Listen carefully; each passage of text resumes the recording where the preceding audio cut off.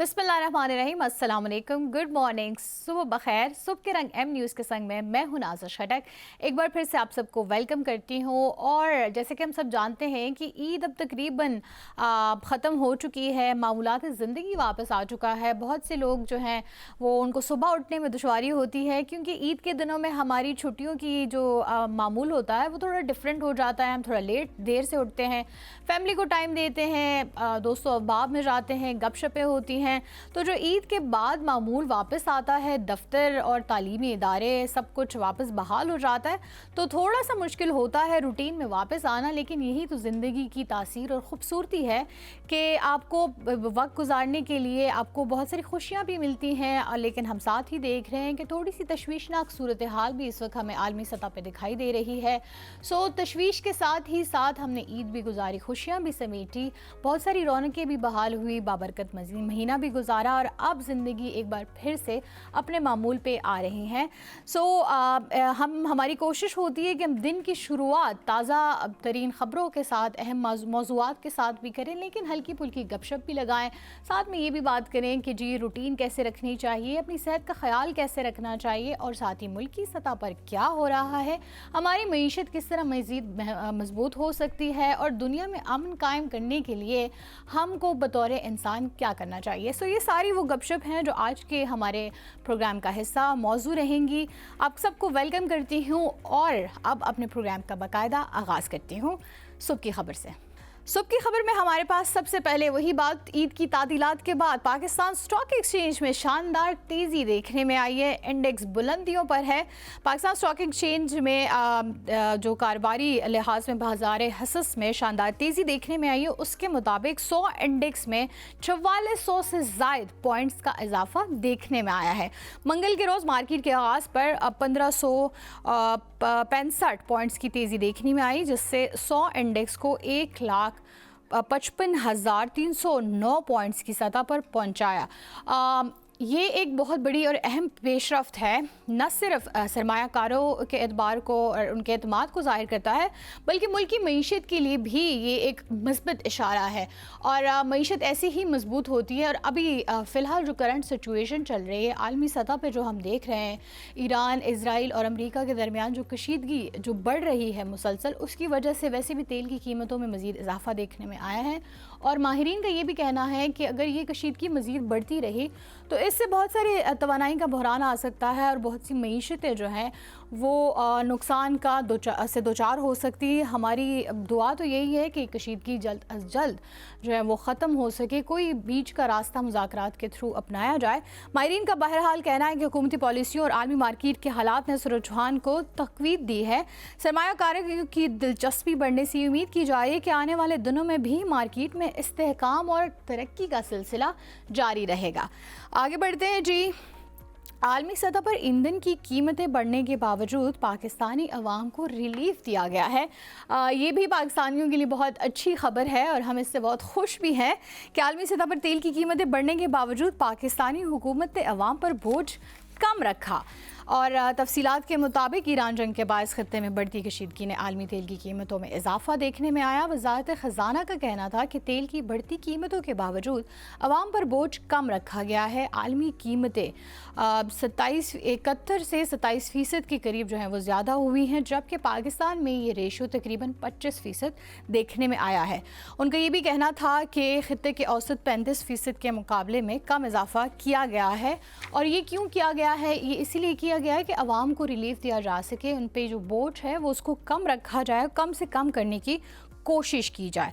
ये भी बहुत खुश आइंद बात है। पाकिस्तानी अवाम बेशक इससे खुश है और मुत्तफिक भी हैं कि पाकिस्तानी अवाम को रिलीफ मिलना, ज़ाहिर सी बात है हम सभी यही चाहते हैं, आम इंसान यही चाहता है कि जितना जो है हमें ज़्यादा से ज़्यादा रिलीफ मिले और जितनी कीमतें जो हैं वो कम हो, क्योंकि पेट्रोल की कीमतें बढ़ने से बहुत सारे लोगों के बिजनेसेस अफेक्ट हो रहे हैं। बहुत सारे इवन पेट्रोल पंप्स वाले भी इससे परेशान हैं कि अगर ये मज़ीद बढ़ती है तो हमारा मुनाफा बहुत कम हो जाएगा। सो बहुत सारे नुकसानात तो हैं ही, लेकिन दोबारा वही बात आ जाती है कि चूँकि आलमी सतह पर कशीदगी इतनी ज़्यादा है कि वो सिर्फ पाकिस्तान की इकॉनमी को नहीं, ओवरऑल हर मुल्क की ही इकॉनमी को इफ़ेक्ट कर रही है। हमारी अगेन दुआ वही है ہے کہ حالات بہتر ہو۔ پاکستان پیٹرولیم ڈیلرز ایسوسی ایشن نے 26 مارچ سے جو ملک بھر میں پیٹرول پمپس بند کرنے کا فیصلہ کیا تھا وہ مؤخر کر دیا ہے، اور پیٹرول پمپس ایسوسی ایشن نے فی الحال پمپس بند نہ کرنے کا فیصلہ کیوں کیا؟ کیونکہ موجودہ مارجن پر کام کرنا ان کے لیے مشکل ہوتا جا رہا ہے۔ اس کا مطلب یہ ہے کہ یہ ایک عوام کو فوری مشکلات سے بچانے کی کوشش کی جا رہی ہے۔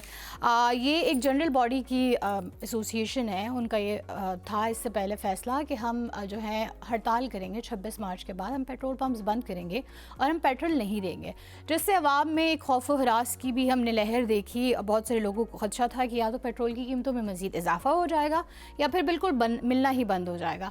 اب ظاہر ہے پیٹرول ملنا بند ہو جائے گا تو تقریباً ٹرانسپورٹ ختم ہو جائے گی اور بہت سارے کاروبار بالکل آپ کہہ دیں کہ بند ہو جائیں گے۔ ہمارا ملک اس وقت وہ بالکل افورڈ نہیں کر سکتا۔ اسی چیز کو مد نظر رکھتے ہوئے ان پیٹرول پمپس ایسوسی ایشن نے فی الحال تاحال اس فیصلے کو تاخیر کا کہا ہے کہ وہ تاخیر کریں گے، لیکن اس کا حتمی فیصلہ نہیں آیا کہ آیا وہ ہڑتال کبھی بھی نہیں کریں گے یا پھر ان کی ڈیمانڈز کیا ہے۔ اس کا بعد میں پتہ چلے گا کہ وہ کیا ڈیمانڈ کرتے ہیں۔ تاحال یہ بھی ایک بہت اچھی خبر ہے، کیونکہ ویسے مجھے بھی بڑی ٹینشن ہو گئی تھی کہ اگر پیٹرول ملنا ہی بند ہو گیا یا اور بھی مہنگا ہو گیا تو ہم کیا کریں گے۔ آگے بڑھتے ہیں جی۔ ایران جنگ کا بڑا اثر، دنیا کی 20 بڑی ایئر لائنز کو 51 نہیں 52 نہیں بلکہ 53 ارب ڈالر کا جھٹکا لگا۔ جیسے کہ ہم سب نے دیکھا 2019 میں جب کورونا آیا تھا، کورونا کے بعد سے بہت ساری ایئر لائنز کو بہت جو ہے وہ جھٹکا لگے تھے، بہت سارے لوگ خسارے میں چلے گئے تھے، بہت سارے کاروبار، اور اب وہ آئی تھنک ایک بار پھر سے وہی سچویشن کریٹ ہو رہی ہے کہ اس جنگ کے تناظر میں جو عالمی کشیدگی ہے، اس کے تناظر میں بزنسز کو جو لاسز ہو رہے ہیں اس میں ایئر لائنز جو ہیں وہ میرے خیال سے سر فہرست ہے، کیونکہ سب سے پہلے جو فضائی حملے ہوتے ہیں تو اس سے جو چیز متاثر ہوتی ہے وہ ہوتی ہی ہماری ایئر لائنز ہے۔ تو یہ صرف پاکستان کے لیے نہیں بلکہ سبھی ایئر لائنز کو ظاہر ہے دھچکا لگا ہے، اور یہ ایک بہت بڑا دھچکا ہے۔ لیکن بات یہی ہے کہ اگر ہم یہ اس میں کوئی پیش رفت نہیں کریں گے، مطلب کہ اگر ہم سارے ممالک بیٹھ کے یہ جو سچویشن ہے اس پر بیٹھ کے سوچیں گے نہیں، مذاکرات کا راستہ نہیں نکالیں گے اور حل کی طرف مطلب آگے نہیں بڑھیں گے، تو یہ حالات مزید بدتر ہونے کے ایسا ماہرین کا کہنا ہے کہ خدشات زیادہ ہیں، اور اگر یہ ایسے ہوا تو بہت سارے ممالک جو ہے وہ آلموسٹ اپنی اکانومی جو ہے وہ ڈبا بھی سکتے ہیں۔ رپورٹ میں بتایا گیا ہے کہ اس جنگ کے اثرات خاص طور پر خلیجی ممالک کے ہوائی اڈوں اور فضائی آپریشنز پر نمایاں طور پر دیکھے جا رہے ہیں۔ متعدد پروازیں منسوخ یا تاخیر کا شکار ہو رہی ہیں، جس سے مسافروں کو شدید مشکلات پیش آ رہی ہیں۔ آپ لوگوں کے بھی فیملی میں ایسا ہوا ہوگا، عید پہ بہت سارے لوگ عید پہ آنا چاہ رہے تھے، لیکن بہت سارے لوگوں کی یا تو فلائٹس ڈیلے ہو گئی یا پھر کینسل ہو گئی۔ سو بہت سارے لوگ ایون اپنوں میں عید منانے بھی نہیں آ سکے۔ یہ بھی ایک بہت جو کہتے ہیں مایوس سی بات ہے، مایوس کن صورتحال تھی کہ عید پہ بھی لوگ اپنوں میں اس لیے نہیں آ سکتے تھے کیونکہ عالمی سطح پہ جو کشیدگی چل رہی ہے۔ سو گویا ہر شعبہ زندگی کو اس کشیدگی نے جو ہے وہ متاثر کر رکھا ہے، تو کوئی نہ کوئی حل کی طرف تو ہم جانا چاہیں گے۔ شائقین کرکٹ سے معذرت، ملک و قوم کا مفاد سب سے پہلے دیکھنا ہوتا ہے، محسن نقوی کا کہنا ہے۔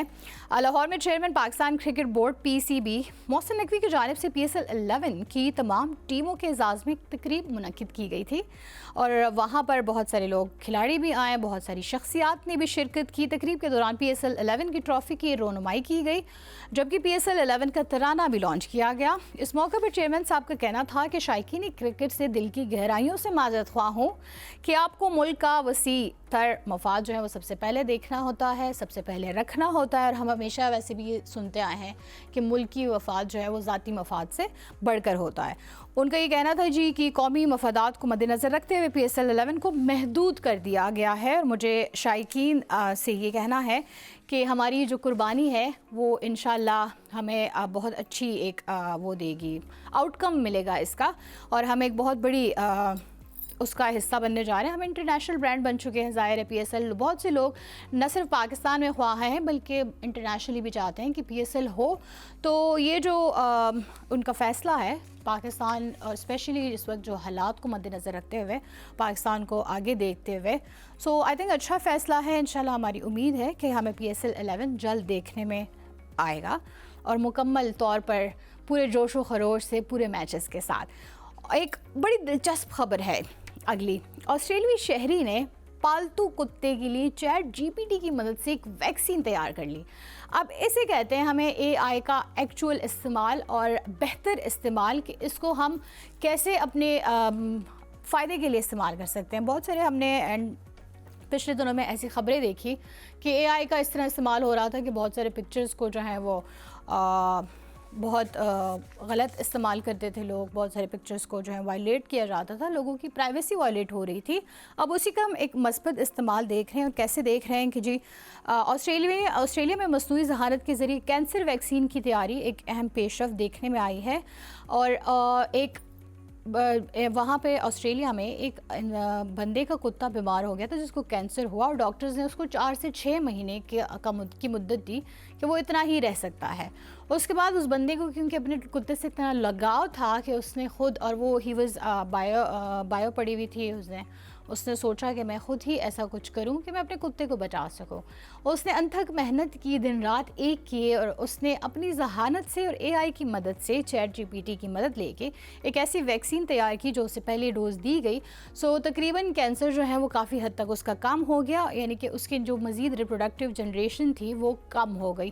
دوسری ویکسین کی ڈوز دینے کے بعد کوئی خاصا اثر تو نہیں پڑا, لیکن اس پہ اب مزید سائنسدانوں کو کہنا ہے کہ ہم ریسرچ کریں گے اور دیکھیں گے کہ آیا یہ مددگار ثابت ہوتی ہے کہ نہیں. لیکن انسانوں پہ اس کا استعمال کے بارے میں کہا جا رہا ہے کہ اس پہ مزید بہت سارا کام کرنے کی ضرورت ہے, تاکہ یہ ایک انسان پہ کام کرنے کے جو تجربے ہوتے ہیں وہ ایسے نہیں ہے کہ ہم جانور پہ تجربہ کر کے انسان پہ اپلائی کریں. اس کے لیے بہت سالوں کی محنت درکار ہوتی ہے.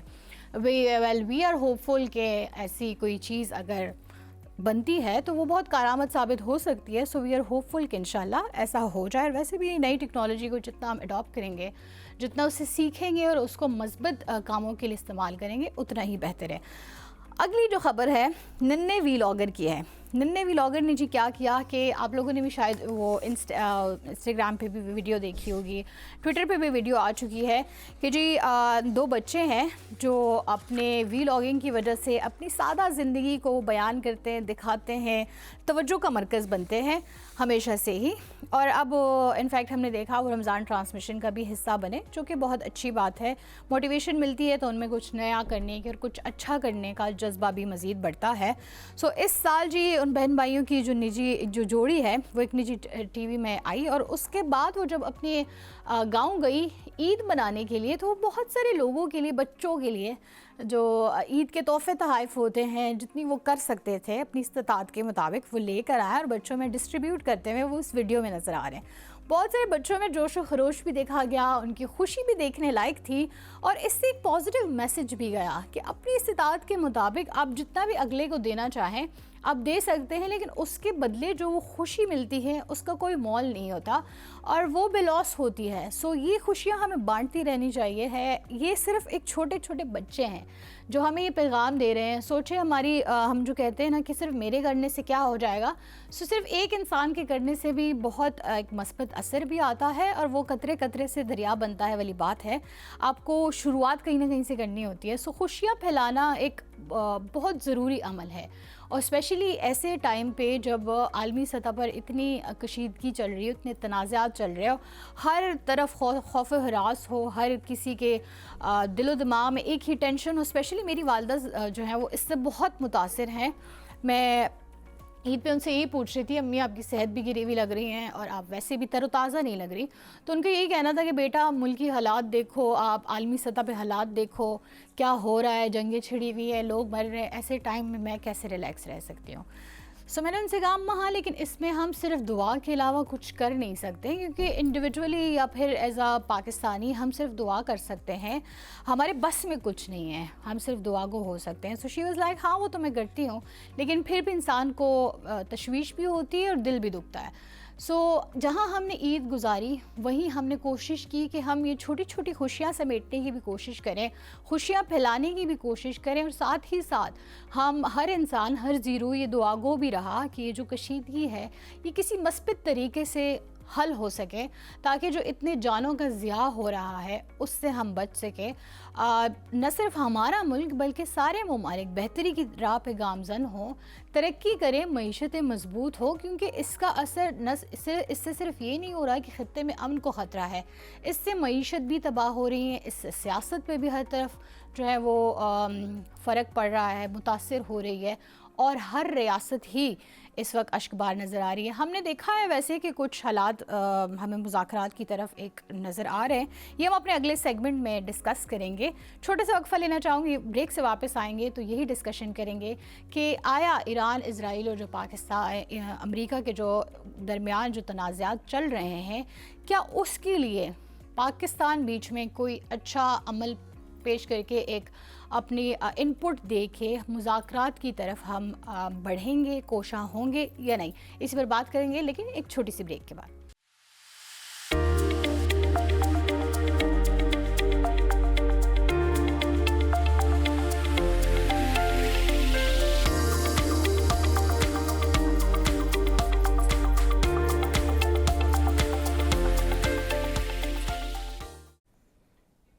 ویلکم بیک ناظرین, خوش آمدید کہتے ہیں آپ کو.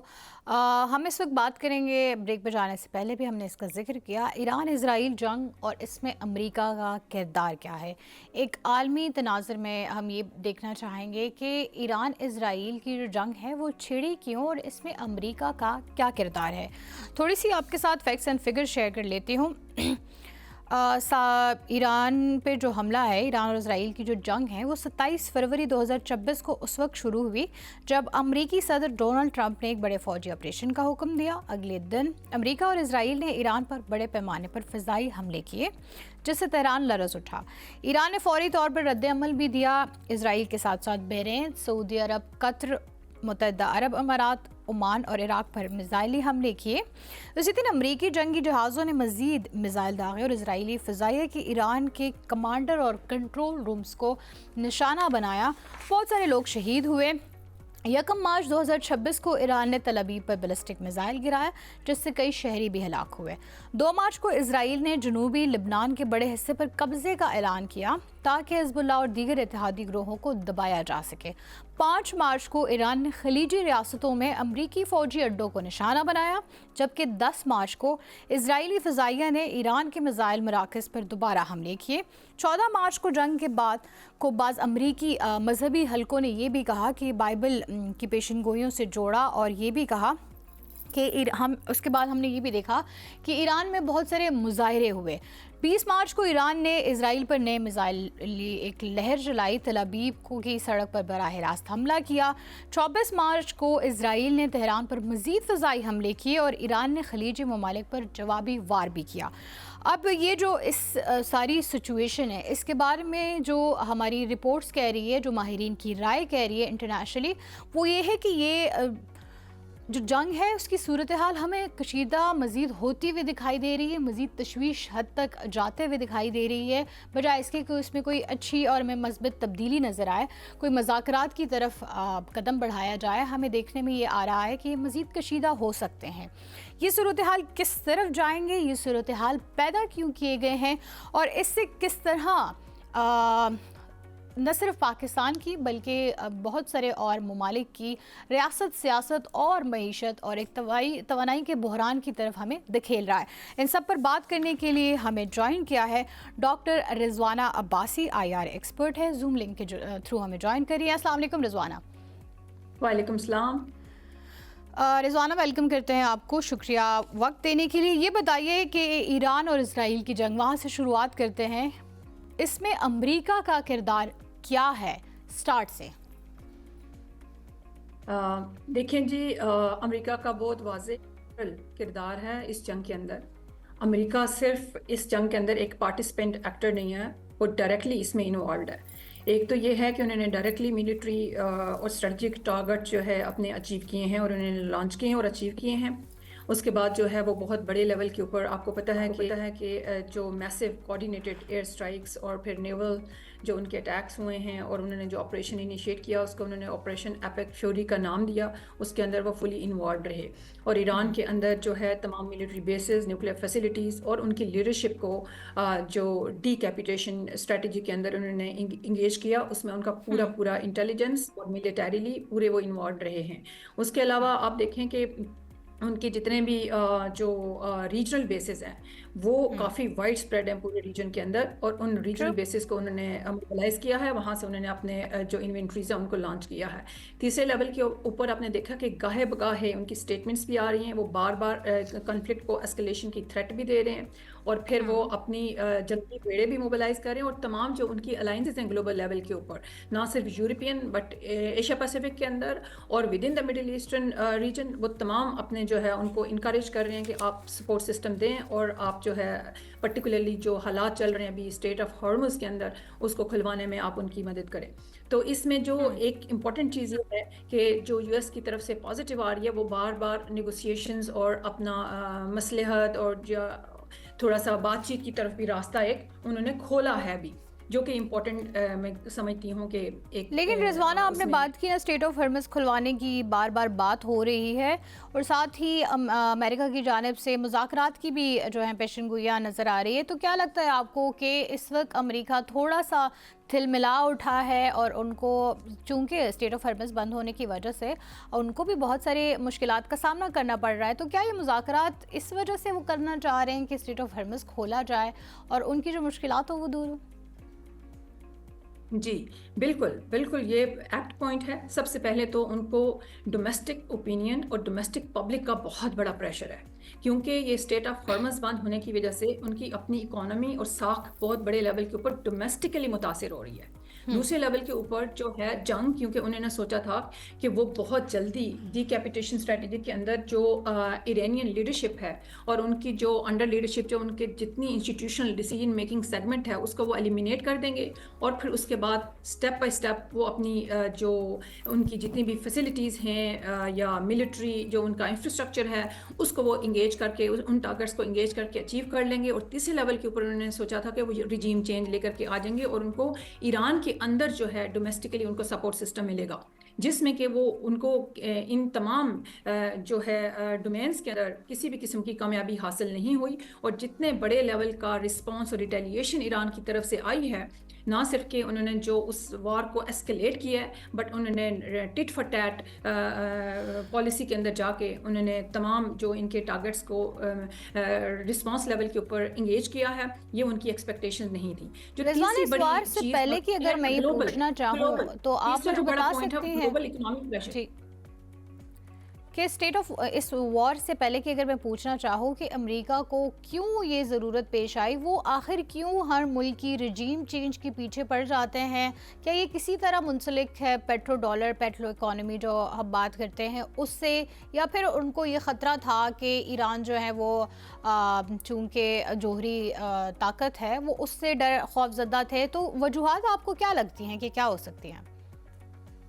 دیکھیں بہت بڑے لیول کی یہ ہسٹورک ہیں. پہلی چیز تو یہ ہے کہ جو کہا جاتا ہے اور جو ڈسپلے ہوا ہے وہ گلوبلی نیریٹو یہ ڈیولپ ہو رہا ہے کہ جی بہت جو یو ایس اور اسرائیل نے جوائنٹ اور شیئرڈ آپریشنز کیے ہیں ٹو اسٹاپ ایرانز نیوکلیئر پروگرام. اور دوسرا جو آبجیکٹیو وہ مطلب الیجڈ آبجیکٹیو ہے جو بتایا جا رہا ہے وہ یہ ہے کہ جو گروئنگ ایران کا جو براڈر ریجن کے اندر انفلوئنس ہے, سچ ایز کہ ان کی پراکسیز اور بیسز ہیں ان کو ختم کرنا ہے. تیسرا یہ کہ اسرائیل جو ایران کا بڑھتا ہوا جو ان کی ملٹری کیپیبلٹیز ہیں, پرٹیکولرلی جو میزل کیپیبلٹیز ہیں, ان کو نیوٹرلائز کرنا ہے. اور چوتھا یہ ہے کہ میرا ذاتی طور پر یہ خیال ہے کہ یہ سارا جو ہے کہ اس معاملے کو اگر میں جوڑوں تو یہ پاور پروجیکشن کے ساتھ جڑتا ہے. اور یو ایس جو ایک یونیلیٹرل گلوبل ایکٹر رہا, انہوں نے یہ جو لبرل ہیجیمونک ڈیزائنز ڈپلوائے کیے پورے براڈر مڈل ایسٹرن ریجن کے اندر, اس کے اندر ایران بھی ایک ٹارگٹ ایکٹر تھا. ایران کے اندر بھی ہم نے پاور پروجیکشن کرنی ہے.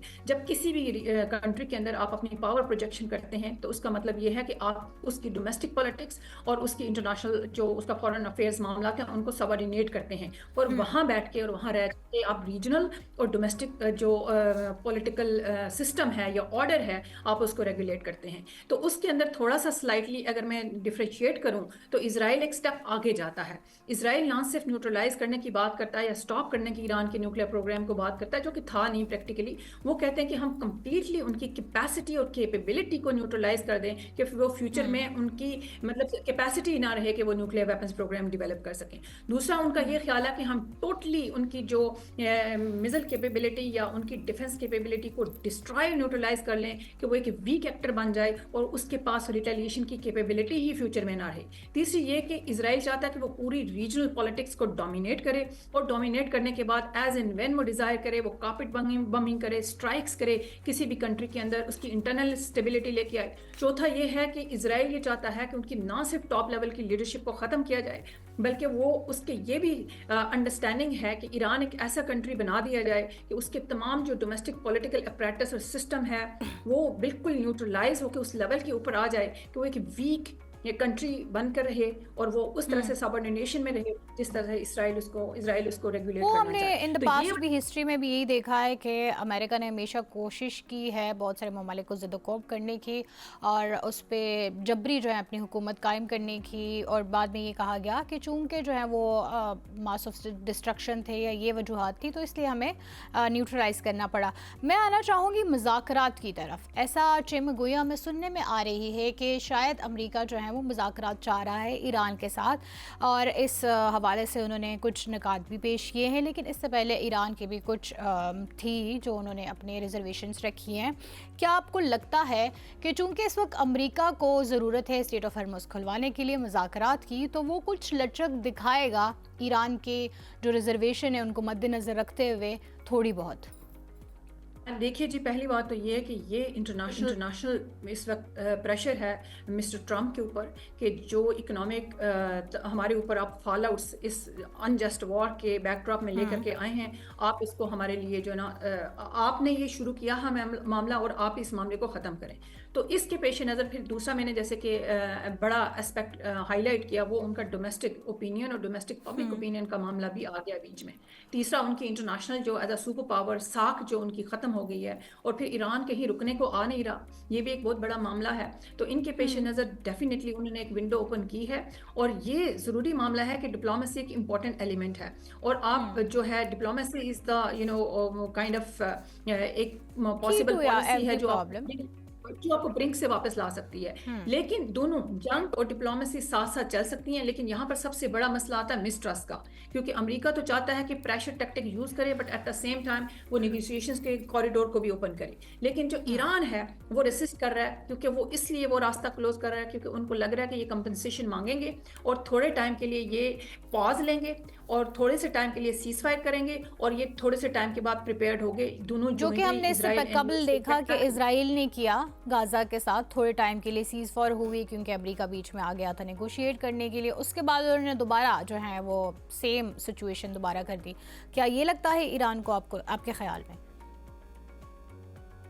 لگتا ہے کہ یہ تھوڑا ٹائم بائی کریں گے, ری پریپیئرڈ ہوں گے اور دوبارہ سے یہ اٹیکس لانچ کریں گے. اب ایران یہ چاہتا ہے, تو ایران بیسیکلی اب چاہ رہا ہے کہ ان کے ساتھ سیکیورٹی گارنٹیز جو ہے سائن کی جائیں, ویئر ایز جو یو ایس ہے وہ یہ چاہ رہا ہے کہ جی ٹھیک ہے ہم سینکشنز ریلیف دے سکتے ہیں, ہم ہمارے ساتھ بات چیت کریں, جی آپ اپنی میزل کیپیبلٹی کو, ظاہر ہے نیوکلیر کیپیبلٹی تو آپ نے نیوٹرلائز کر دیا, تو دوبارہ سے آپ جو ہے میزل پروگرام کو بھی نیوٹرلائز کریں اور اس کو ری بلڈ نہیں کریں گے. اور اب جب تک آپ سیٹلڈ فارم کے اوپر اب ایران کے ساتھ کوئی سیکیورٹی گارنٹیز اور سینکشنز ریلیف جو پراپر اور پرماننٹ نہیں لے کر کے آئیں گے, میرا نہیں خیال کہ یہ کوئی حل کی طرف معاملہ جائے گا. اور بہت سارے ایکسپرٹس یہ بھی سمجھتے ہیں کہ یہ جو ڈپلومیسی ہے یہ بڑی ڈیفیکلٹ ہے اور یہ معاملہ اس طرح سے حل نہیں ہوگا. یہ بیسیکلی اگر حل ہوتا بھی ہے تو یہ ریڈیوس کرے گا تھوڑی سی اسکلیشن کو, سیز فائر جو ٹائملی پاز لے کر کے آئے گا اور پھر یہ انڈائریکٹ ٹاکس کو اوپن کرتے ہوئے پھر یہ ناٹ فل اور کمپلیٹ پیس اویل کرے گا but limited sort of agreements ہوں گے. لیکن میں آپ کو یہ بات بتاؤں کہ اگر لمیٹڈ یہ والی سچویشن کریٹ ہوتی ہے تو پھر فیوچر اسی طرح سے ہوگا جیسے باقی مڈل ایسٹرن کنٹریز کے ساتھ ہو رہا ہے. دیکھیں ایران کے بیک ڈراپ میں لیبنان میں زیادہ تباہی ہو رہی ہے. سو آپ کی جو وہاں پر کارپیٹ بمبنگ چل رہی ہے, آپ کا جو انفراسٹرکچر جو ہے آپ کا ڈسٹرائے ہو رہا ہے, آپ کے جو ٹرانسپورٹیشن سینٹرز, آپ کے جو اکنامک زونز اینڈ سینٹرز, آپ کے سیویلین پاپولیشن یہ ساری ڈسپلیسڈ ہو رہی ہیں. تو what sort of strategy is this? تو آپ اس کو ڈائریکٹلی کو ریلیٹ کریں ود ایران. یہ براڈر اسٹریٹجی ہے to neutralise completely broader middle eastern countries. Rizwana اسی طرف آنا چاہوں گی. جب آپ نے مذاکرات کی بات کی تو مذاکرات کے لیے ظاہر ہے کسی ایک ملک نے وہ پلیٹ فارم پرووائڈ کرنا ہے، اور اس کے لیے یہ بھی آوازیں اٹھ رہی ہیں کہ پاکستان سے رابطے کیے گئے ہیں، ہمارے فیلڈ مارشل سید عاصم منیر سے کانٹیکٹس کیے گئے ہیں تاکہ وہ ایران کے ساتھ روابط کر کے کوئی بیچ کا راستہ اپنائیں. بہت سارے لوگ یہ بھی کہہ رہے ہیں کہ نہیں، یہ صرف اور صرف جو ہے وہ فیک نیوز ہے، لیکن ایسا سننے میں آ رہا ہے کہ شاید وہ اسلام آباد کو جو ہے مرکز بنا کر ایران بھی اس بات پہ متفق ہے کہ پاکستان بیچ میں نیگوشیٹ کرے. کیا لگتا ہے آپ کو کہ مذاکرات اگر پاکستان کے تھرو ہوتے ہیں تو کس حد تک ہمیں مثبت نظر آ رہے ہیں، اور آیا یہ جو آوازیں اٹھ رہی ہیں یہ درست بھی ہیں؟ یہ آوازیں درست ہیں، یہ بالکل فیک نیوز نہیں ہے، کیونکہ پاکستان آپ کو ہوتا ہے کہ ایک جغرافیکل. آپ کی بات ٹھیک ہے. جغرافک ہاں جی بتائیے. ہاں جی، پاکستان کا جو دیکھیں، ایک تو یہ ہے کہ جغرافیائی لحاظ سے اور جیو پولیٹیکل جو ریلیونس ہے پاکستان کی، پلس پاکستان کا جو سارے پارٹنر جتنے بھی انوالوڈ ہیں اس میں، ان کا ایک بیلنسنگ کردار ہے پاکستان کا. اس بیک ڈراپ میں پاکستان ایک from the onset of this conflict, Pakistan back channel diplomacy میں ایکٹیولی انوالوڈ ہے، اوپنلی، اور بیک ڈور چینل پہ بھی آپ نے دیکھا ہوگا انوالوڈ ہے. دوسری چیز یہ ہے کہ پاکستان ڈیفینیٹلی ایک بہت بڑا کردار اس میڈیشن میں ادا کر سکتا ہے، کیونکہ پاکستان کے امریکہ کے ساتھ بھی کارڈیل اس وقت ریلیشن شپ ہے، اور پاکستان کی ایران کے ساتھ بھی بڑی کلچرل، ہسٹورک، اکنامک، برادرانہ جو آپ کو پتہ ہے کہ تعلقات ہیں. تو پاکستان، ایک بات یاد رکھیں کہ ہمیشہ پاکستان نے وہ ایران کا معاملہ ہے یا ایران جیسے جتنے اور انٹرنیشنل معاملات ہیں on such global issues, Pakistan نے ہمیشہ ایک انٹرنیشنل لیگل اور principle position under international law لی ہے. اس وقت بھی پاکستان کے پرائم منسٹر، فارن منسٹر نے جتنے بھی آپ نے دیکھا ہوگا انٹرنیشنل چینلز ہیں، وہ OIC ہے، وہ UN یا UN لیڈ ایجنسیز ہیں، ان کے اندر اپنی وائس، اور ہمارے جتنے بھی فورن ڈپلومیٹس ہیں بیٹھے ہوئے پروجیکٹ کریں ملٹی لیٹرل فورمز کے اندر آپ کی پالیسی کو. وہ یہی انہوں نے اجاگر کی ہے بات کہ پاکستان جو کسی بھی کنٹری کی respect for sovereignty and cessation of in lawful military intervention کو بالکل ختم کرنا چاہیے. انٹرنیشنل رول بیس سسٹم اور آرڈر اور انٹرنیشنل لا اور انٹرنیشنل نارمز کی رسپیکٹ ہونی چاہیے. اگر یہ نہیں ہوگا تو یہ کرے گا سیٹ پریسیڈنٹ، اور پوری دنیا ایک انارکی کا شکار ہوگی، اور جس کی لاٹھی اس کی بین، جو اٹھے گا وہ پھر دوسرے پہ اٹیک کرے گا، اور in turn it will lead to militarisation. It will lead to further increased proliferation trends, and it will lead to further chaos. So ہماری پوزیشن ایران کے معاملے میں بھی یہی ہے کہ ایران کا معاملہ جو ہے ہمارے لیڈرز نے بھی اور ہمارے ہر لیول کے اوپر کوریڈورز میں یہی بات چیت ہوئی ہے، انٹرنیشنلی، ریجنلی اور نیشنلی، کہ جی بات چیت کا راستہ اختیار کیا جائے. We called for all of course an immediate reduction in hostilities and return to diplomatic options. تو اس کے اندر پاکستان نے بڑا واضح اور مثبت کردار ادا کیا ہے. پاکستان نے ایک رسپانسبل جو ہے نا پلیئر کا رول ادا کیا ہے. پاکستان نے دنیا کو بھی، اور پاکستان نے بتایا بھی ہے اور بتانا بھی چاہتا ہے کہ ہمارا جو ایپیٹائٹ اور ہمارا جو پلیٹ فارم اوپن ہے، آپ ہمارے ملک میں آئیں، یہاں بات چیت کریں، اور ہم ہر طرح کی فیسیلیٹیشن کے لیے تیار ہیں. بالکل آپ کی بات درست ہے. انفیکٹ ہم نے دیکھا ہے کہ پاکستان کی ساکھ الحمدللہ سے اتنی مضبوط ہو چکی ہے کہ انٹرنیشنلی، چاہے وہ امریکہ ہو، چاہے وہ ایران ہو، چاہے وہ بہت سارے دوسرے ممالک ہو، ان کو پاکستان کی لیڈرشپ پہ بھی اب بھروسہ ہے، اور وہ چاہتے ہیں کہ پاکستان بیچ میں بیٹھے اور مذاکرات ہو. اور انفیکٹ ہم نے اپنے پرائم منسٹر صاحب کی بھی ٹویٹ دیکھی، ہم نے بہت ساری ایسی نیوز جو ہماری طرف سے ٹرو ہی تھی، لیکن ظاہر سی بات ہے ہمارا جو قریبی ایک ملک ہے وہ ہماری ہر نیوز کو، جہاں پہ پاکستان کا بول بالا ہوتا ہے، اب انٹرنیشنلی ہم ریکگنائزڈ ہیں. اور ایون سید عاصم منیر صاحب کو ڈونلڈ ٹرمپ صاحب نے لنچ پہ بھی بلایا تھا، لیکن اس کی وجہ سے بھی بہت سارے جو ہیں خوفزدہ ہو کے وہ لوگ ایسے ہماری جو ساکھ ہے اس کو آپ کہہ سکتے ہیں کہ بحال ہونے نہیں دیتے، بلکہ اپنی جھوٹے پروپیگنڈے سے اس کو نیگیٹو کرنے کی کوشش کرتے. لیکن اب یہ نہیں ہو رہا ہے. سو یہ پوچھنا چاہوں گی کہ پاکستان کی جو فورن پالیسی ہے، ڈپلومیٹک ویز میں ہم کہہ دیں، بہت حد تک جو ہے وہ اب انٹرنیشنلی بہت ٹرسٹڈ ہو گئی ہے. سو کیا لگتا ہے آپ کو کہ ایران اور امریکہ کے بیچ بیٹھ کے اگر پاکستان ایک ایسی میڈیشن کی راہ نکالتا ہے جس میں دونوں کو ہی تھوڑے بہت ہو ریزرویشنز، تو کیا ایک پوائنٹ پہ آ کے اس کو ختم کیا جا سکتا ہے، مثبت تبدیلی آ سکتی ہے، اور یہ کشیدہ جو معاملات ہیں وہ بہتری کی طرف آ سکتے ہیں؟ یہ پاکستان اور امریکہ کے درمیان میرا نہیں خیال کہ کوئی کشیدہ معاملات ہیں. پاکستان اور امریکہ ڈیفینیٹلی اگر پاکستان اس والی کنفلکٹ کو ڈی ایسکلیٹ کرنے میں ایک کردار اگر ادا کرے گا تو پاکستان کے لیے بہت بڑا فائدہ یہ ہوگا کہ پاکستان کی ڈیفینیٹلی فردر سولیڈیفائی ہوگی اس کے تعلقات امریکہ کے ساتھ. دوسری بات یہ ہے کہ پاکستان جو ہے اپنی ڈپلومیسی میں ایک انٹرنیشنلی منور کر سکتا ہے اور بہت بہترین رول پلے کر سکتا ہے چائنا اور امریکہ کے درمیان فیوچر کانٹیکس میں افغانستان کے حوالے سے, اور پورے مڈل ایسٹرن ریجن کے اندر پاکستان کا ایک لیوریج اور ایک کردار جو ہے بڑھ جائے گا. اور انٹرنیشنل جتنی بھی ڈپلومیسی ہے اور ڈپلومیٹک فورمز ہے اس کے اوپر پاکستان کا کردار سراہا جائے گا ڈیفینیٹلی. اور پھر پاکستان کا جو اکنامک سپورٹ سسٹم ہے ڈیفینیٹلی پاکستان ایک رول پلے کر رہا ہوگا اپنے جو اکنامک جو گلوبل کرائسس آ رہا ہے, آئل پرائسز جو ہے نا آپ کو پتہ کرپلنگ ابھی چل رہی ہیں, اس کو منیمائز کرنے میں تو ڈیفینیٹلی پاکستان کی آٹومیٹیکلی انٹرن ریپیئر ہوگی اور اس کو سولیڈیفائی ہوگی ریلیشن شپ امریکہ کے ساتھ. اگر ہم خارجہ پالیسی کی ویسے بات کرتے ہیں تو ہمیں الحمدللہ ان دی ریسنٹ پاس دیکھنے میں آیا ہے کہ پاکستان کی خارجہ پالیسی بہت بہتر ہوئی ہے اور ایک نمایاں کردار رہا ہے اس میں ہمارے فیلڈ مارشل کا بھی. یہ بتائیے کہ ہم نے دیکھا ہے کہ بھارت تقریباً خارجہ پالیسی کے لحاظ سے اور ڈپلومیسی کے لحاظ سے فارن افیئرس کے لحاظ سے تنہائی کا شکار ہمیں نظر آ رہا ہے اور اس کی وجہ سے وہ بھی تل ملا کے بہت ساری افواہیں پھیلا رہا ہے.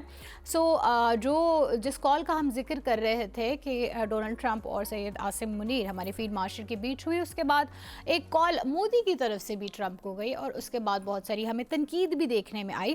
کیا لگتا ہے آپ کو کہ کیا اس وقت کھچڑی پک رہی ہوگی بھارت میں پاکستان کے خلاف, یا پھر وہ نہیں, ڈیفینیٹلی وہ تو کبھی بھی نہیں چاہیں گے کہ پاکستان وہ میڈیٹر کا کردار ادا کریں امریکہ اور ایران کے بیچ؟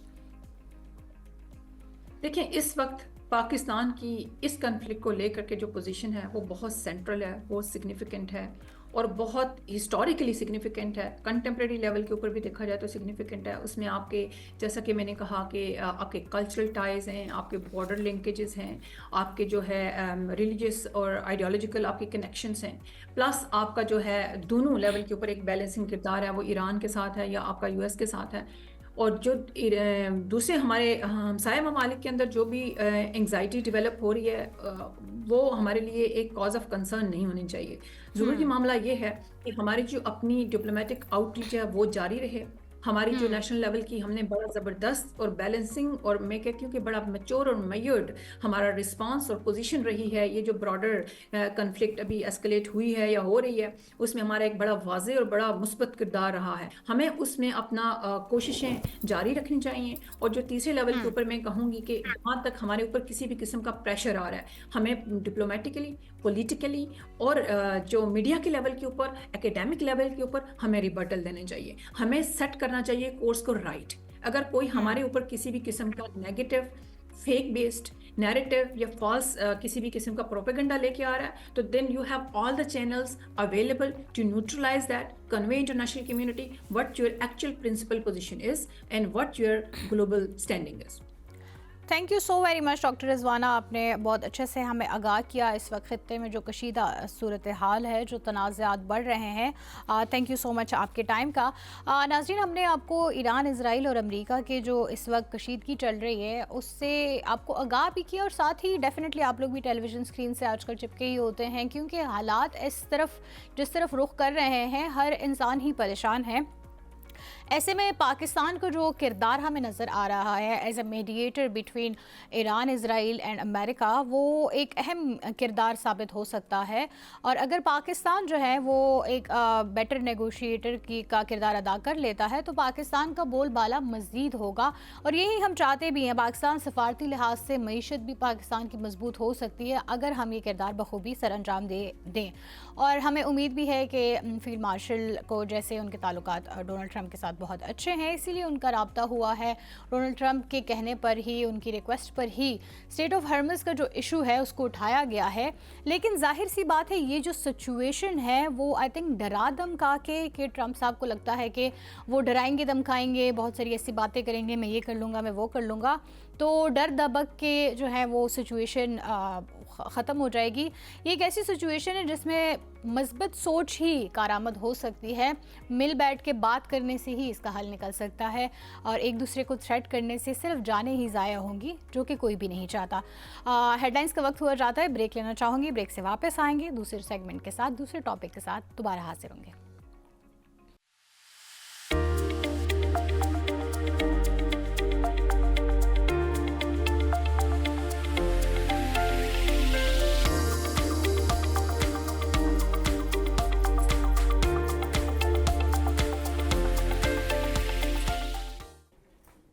वेलकम बैक नाजरीन, और अब हम बात करेंगे हमारी जो ख़वातीन हैं। हम हमेशा से ये कहते हैं कि उम्मत के शाना बशाना काम करते हुए हमें नज़र आएँ तो एक सोसाइटी भी बेहतर होती है, कम्युनिटी भी मजबूत होती है, और न सिर्फ इसके साथ साथ बल्कि एक मुआशरा जो है वो बेहतरी की तरफ गामज़न होता है, क्योंकि एक मुआशरे को बेहतर राह पे गामज़न करने के लिए ख़वातीन का जो किरदार है वो हमेशा से एक बहुत बेहतर किरदार रहा है, बहुत नुमाया किरदार रहा है। ख़वातीन ही घर बनाती हैं और हमने हमेशा से ये देखा है कि ख़वातीन अगर घर में, हमारी जो माँ है वो एक दिन के लिए भी ना हो तो वो घर नहीं लगता। तो और फिर हमारे बच्चों की पहली दरसगाह भी ख़वातीन ही होती हैं। सो वही ख़वातीन जब कारोबार के मैदान में घर से बाहर निकलती हैं, बहुत सारे चैलेंजेस होते हैं उनको दरपेश, लेकिन साथ ही साथ वो ख़ुद को मनवाती हैं और मनवाने के साथ वो सब चीज़ों को बैलेंस भी लेके चलती हैं। यही आज का हमारा टॉपिक है कि एक मुआशरे को बेहतर मुआशरा बनाने में ख़वातीन का किरदार और फिर ख़वातीन का किरदार मुल्क की मईशत में किस तरह बेहतरी ला सकता है।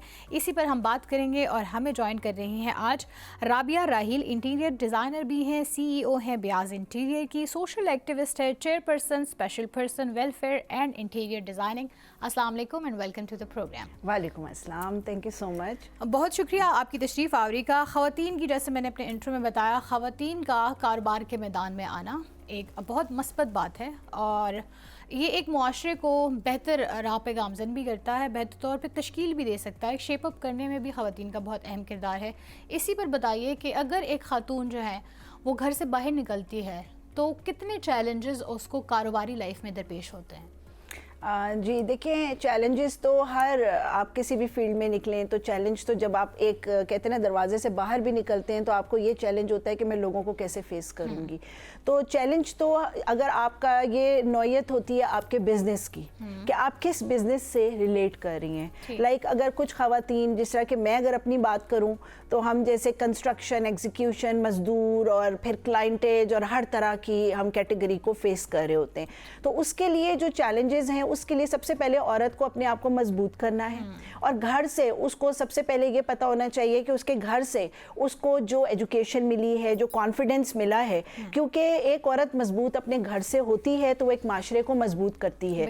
तो अगर वो घर से ही वीक है तो वो आगे जाके किसी को भी फेस नहीं कर पाएगी और फिर वो जो चैलेंजेस हैं ना वो उसके लिए एक आप अलार्मिंग कंडीशन पे उसको ले आते हैं। तो इसलिए ये जो चैलेंजेस है उन चीज़ों को कोप अप करने के लिए उन ख़वातीन को ये ज़रूर देखना चाहिए कि वो जिस फील्ड में भी जा रही हैं उस फील्ड में क्या, क्योंकि हर फील्ड में मर्दों की दुनिया है तो मर्द तो मौजूद हैं। तो अगर आप बहुत शाये हैं या आपके अंदर कॉन्फिडेंस नहीं है या आपको अपने काम से ज़्यादा नॉलेज नहीं है और आप ये समझती हैं कि लोग हमें गाइड करेंगे, तो उस वक्त जब आपको गाइडलाइन मिलती है तो आपको बहुत से डी ट्रैक लोग करते हैं गलत रास्तों पे भी, और आप गलत रास्तों से होती होती एंड में जाके एक सक्सेसफुल मूवमेंट बन जाती हैं। कुछ ख़वातीन हैं जो उस पर पहले ही वर्किंग करके निकलती हैं और उनको पता होता है कि ये चैलेंजेस हमारे आने। सबसे पहला चैलेंज उनका फाइनेंशली है कि फाइनेंस उनके पास इसलिए वो स्ट्रॉन्ग नहीं होती हैं जब वो बाहर आती हैं। तो फिर उसके लिए उनको ये इश्यूज आते हैं कि हम फाइनेंस को कहाँ से अरेंज करें, फिर अपने बिजनेस को अगर हम कुछ काम करना चाह रही हैं तो उसको बूस्ट कैसे करें, प्लेटफॉर्म किधर हैं, वो लोग किधर हैं जो हमसे ये परचेज करें, वो ऐसे लोग कहाँ हैं जो हमारी चीज़ को पसंद करें। तो ये बहुत सी चीज़ें हैं जो कि स्टेप बाय स्टेप उनको साथ साथ पता चलता है। तो ये चीज़ें हैं कि ये चैलेंजेस तो एक नॉर्मल से चैलेंजेस हैं, लेकिन इट्स वेरी इंपॉर्टेंट कि खातून को पहले अपनी इन चीज़ों को एक मोटिवेशन लेके किसी भी मेंटोर को, जो ख़वातीन सक्सेसफुल हैं उनसे कुछ आइडियाज़ या उनकी मेंटोरशिप लेके, उनसे गाइडलाइन लेके इस फील्ड में ज़रूर आएँ। ये बताइए कि ख़वातीन को खुद कमाना, मुआशरे में बाहर कदम रखना, फेस करके, जैसे आपने कहा, बहुत सारे झटके खा के जो है इंसान संभलता है और फिर उसके बाद ही वो कामयाब होता है। कितना पुरवकार और पुरएतमाद बनाता है एक ख़तून को जब वो ख़ुद कुछ करती हैं, कारोबार करती हैं, या वो माशी तौर पे, फाइनेंशियल तौर पे जो है वो मुस्तहकम होती है। देखिए, सबसे पहली बात यह है कि एक औरत जब अपना कमाती है ना, तो उसको अपनी वैल्यू की एक उसको वर्थ पता चलती है, क्योंकि पहले वो बचपन में अपने फादर से, फिर थोड़ा एक टाइम आता है तो हो सकता है भाई भी सम टाइम होते हैं, फिर उसके बाद खाविंद आ जाता है। कुछ खवातीन हैं जब खाविंद नहीं है तो फिर वो बेटों पे डिपेंडेंट हो जाती हैं। तो वो सारी ज़िंदगी से सोचती हैं कि इस आदमी के बगैर या किसी इस मेल पर्सनालिटी के बगैर हम आगे नहीं चल सकती। तो उनको जब ये पता चलता है ना कि जब वो एक थोड़े से भी अगर वो कमाएं या काम करें तो उनके अंदर ना कॉन्फिडेंस आता है। और कॉन्फिडेंस देखें, आजकल के ज़माने में ना एक बंदा जो है वो कमा भी नहीं सकता। और अगर वो औरत जब अपनी रिक्वायरमेंट और अपनी नीड्स को पूरा करने के लिए जब वो कमाती है और अपनी नीड को खुद पूरा करती है तो उसके अंदर बहुत ज़्यादा कॉन्फिडेंस आता है और उसको अपनी वर्थ का इस तरह पता चलता है कि यार मैं तो जो सोच रही थी वो तो मतलब कि मैं तो एक हॉल में या एक बॉक्स में बंद थी एंड आई वाज थिंकिंग कि मैं बहुत कुछ भी नहीं हूँ। लेकिन वो जब बाहर आती है और उसको पता चलता है कि मैं कितनी क्रिएटिव हूँ, क्योंकि एक खातून क्रिएटिव भी होती है, इनोवेटिव भी होती है, आइडियाज़ भी होते हैं, नए बिजनेस भी लेकर आती है। जब वो चीज़ें लाती है लोग सराहते हैं उसको, तो उसके अंदर ना साथ साथ आप समझें कि आप एप्रिसिएशन देते जाएं तो वो औरत जो है वो आगे बढ़ती है। लेकिन ऑफ कोर्स उसके अंदर जो एक एप्रिसिएशन हर कोई आपको नहीं अप्रिशिएट करता, एप्रिसिएशन नहीं मिलती। और अपने घर से जब वो निकलती है तो वो देखें कुछ शौक से निकल रही हैं, कुछ मजबूरी से निकल रही हैं, लेकिन जब वो कामयाब होती हैं तो वही औरत आप देखें कि उसी को देख के बहुत सी औरतें उसको इंस्पिरेशन लेती हैं और फिर वो उसको फॉलो करके चलती हैं। तो वो औरत जब एक औरत से दूसरी औरत का हाथ थामती है अपने ही काम से, तो उसको एक महसूस होता है कि देखो आज मैं निकली लेकिन मैंने आगे आके कुछ औरतों को और निकाला। तो ये जो चीज है ना, मौके भी इवन आप मौके भी देती हैं, फिर वो साथ चलती है, कंफर्टेबल भी होती हैं। और उसमें देखिए कि कुछ भी आपके सामने सैप्स हो सकते हैं, तो औरत क्यों हर वक्त डिपेंडेंट रहे और वो बैठे कि जी मेरे पास तो फाइनेंस ही नहीं था, अब मैं करूं क्या, मेरा खाविन छोड़ के चला गया, मेरे बच्चों को छोड़ के चला गया, प्लीज मेरी कोई हेल्प करे, क्या वो बैक करेगी? नहीं। तो जब वो काम करती है ना तो उसको पता है कि मैं इज्जत की रोटी अगर कमा रही हूँ ना, चार पैसे अपने, जो मैं किसी के आगे हाथ नहीं फैला रही, तो वो बहुत स्ट्रांग है और उस औरत को कोई तोड़ नहीं सकता, उससे स्ट्रांग कोई भी नहीं हो सकता। और ऐसी खवातीन मुआशरे भी बनाती हैं, माशरे बनाती हैं। हमारा देखिए माशरे में अगर देखा जाए तो खवातीन आजकल कितना काम कर रही हैं, तो इंटरनेशनल लेवल पे भी और हमारे आगे जो लोग हैं वो इनको बहुत वुमेन एम्पावरमेंट को आजकल सपोर्ट भी कर रहे हैं। क्यों? क्योंकि खवातीन अब बहुत ज़्यादा जो है काम में और चीज़ों में आगे बढ़ चढ़ के हिस्सा ले रही हैं। तो उनके अंदर जो एक कॉन्फिडेंस आ गया है और उनको ये प्लेटफॉर्म्स मिल गए हैं, क्योंकि पहले ऐसे नहीं था, लेकिन अब वुमेन एम्पावरमेंट पे बहुत काम हो रहा है और उस पे वो बहुत ज़्यादा उनको फैसिलिटीज़ भी मिल रही हैं, अपॉर्चुनिटीज़ भी मिल रही हैं। तो वो जब अपॉर्चुनिटीज़ मिलती जा रही हैं तो वो आगे बढ़ती जा रही हैं और उनको ये, हम सबको ऐसा महसूस होता है कि अब वाकई हम लोग बाहर निकल के काम कर सकती हैं। ये जो हमारे मुआशरे में एक टैबू है, हम स्टिग्मा कह सकते हैं, हाँ, कि अगर एक खातून काम कर रही है, जॉब कर रही हैं, कहीं बाहर उसका कारोबार कर रही हैं सपोज, तो वो एक अच्छी माँ नहीं बन सकती, क्योंकि या तो वो काम को टाइम देंगी या फिर अपने घर को और अपने बच्चों को। इसको हम कैसे तोड़ सकते हैं, क्या लगता है आपको? और ये किस हद तक आपको लगता है कि दुरुस्त है कि एक वर्किंग वुमेन जो होती हैं वो अपने घर को उस तरह से मैनेज नहीं कर सकती? और तो ये भी सुनने में आता है कि एक खातून ही बहुत अच्छी मैनेजर होती है। देखिए, और औरत तो सबसे अच्छी मैनेजर, वो मल्टीटास्कर है। और हर जगह वैसे मैनेजर खवातीन को क्यों रखते हैं? क्योंकि उनको पता है कि she is very good manager, तो और ऑल राउंडर होती है, मल्टीटास्कर होती है। और ऐसा कहना तो बिल्कुल मुनासिब नहीं है कि अगर आप ये कहें कि जी औरत जो है वो बाहर निकलेगी तो बच्चों को नहीं देखेगी, घर को नहीं देखेगी। शी नोज कि उसने एट अ टाइम सब कुछ करना है और वो सब कुछ मैनेज भी कर रही है। और ऐसी खातून अपने बच्चों को भी आगे बहुत माशरे में एक स्ट्रॉन्ग एक इंस्पिरेशन देती है और उनके बच्चे अगर आप देखें तो वो बहुत अच्छे ग्रो अप होते हैं और वो माशरे में भी बता रहे होते हैं कि जी हमारी मदर इज़ वर्किंग, तो हम लोग भी इन जो है उनको हमें सपोर्ट की गई और हमने उनसे सीखा। तो बात यही होती है कि इस टैबू को जो हमारे है, बिल्कुल लोग कहते हैं जी निकल गई तो घर घर कौन देखेगा, बच्चे कौन देखेगा, घर स्पॉइल हो जाएगा। लेकिन ये डिपेंड करता है खवातीन पर भी। मैं हमेशा खवातीन को यही एक मैसेज भी देती हूँ कि देखिए इट्स नॉट इम्पॉर्टेंट कि अगर आप वर्किंग हैं तो आप कहें जी हम घर के काम नहीं करेंगे, क्योंकि हम लोग, अगर मैं कहूँ कि हम 80s 90s 2015 तक भी अगर हम बात करें तो हम लोगों को पता था कि कोप अप कैसे करना है। आजकल की जो नई जनरेशन है जिसको आप जेनजी कह रहे हैं या आगे, तो इनके लिए थोड़ा सा ना इश्यूज आ रहे हैं। ये लोग कहते हैं जी वन फोकस इज लाइक या हम काम कर सकते हैं या हम घर देख सकते हैं, तो हमने घरों को नहीं देखना। तो उसमें देखें बहुत सी चीज़ें, आप सर्वेंट्स रख सकते हैं।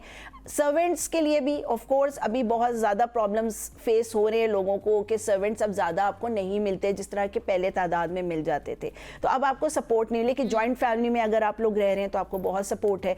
और आप अपने घर को देखें, सुबह आप जा रही हैं तो अपना घर को देख लिया, बच्चों को भी, शाम को आप अपने टाइम पे वापस आ रही हैं। लेकिन मेरे ख्याल से जो एक इंडिपेंडेंट और माशाल्लाह वर्किंग लेडी है उससे ज़्यादा अच्छा बच्चों को ग्रो कोई नहीं कर सकता। हाउस वाइफ जो है वो वही है कि वो भी सारा दिन हांडी रोटी कर रही है, सफाइयाँ कर रही है, तो बच्चों को क्या एक्सपोजर देगी, वो बच्चों को क्या बताएगी कि मैं, वो बच्चे भी उसको देख के। बहुत सारी खवातीन तो अपनी ही राइट से अनअवेयर होती हैं। बहुत सारे ऐसे इवन इश्यूज होते हैं जिनके बारे में उनको नॉलेज राइट से नहीं पता उनको ना, और इवन डूज एंड डोंट्स का नहीं पता होता। बच्चों को राइट एंड रॉन्ग किस एज में बताना है ये नहीं पता होता। तो अगर वो खुद जो है उस चीज से लाइल्म है तो वो अपने बच्चे को कैसे और देखिए बच्चा जब बड़ा होता है वो माँ को सिखा रहा होता है कि मामा आपको नहीं ये पता, हमें ये पता है, क्योंकि उसको पता है कि माँ इज अनएजुकेटेड। पहले माँ जो है अपने खाविंद से थोड़ा सा डिप्राइव्ड हुई कि वो उस पे जो है टोटल उसके ऊपर वो रहा कि जी मेरी बीवी जो है वो मेरे कंट्रोल में है, डोमिनेंट। फिर उसके बाद अपने बच्चों पर आ गई, फिर वो सारी जिंदगी हर कोई उसको ये कहता रहा कि तुम्हें कुछ नहीं पता है, तुम चुप हो जाओ, तुमने घर में ही खाना बनाना है, तुमने ये करना है, तुम ये देखो, तुम्हें क्या पता बाहर का।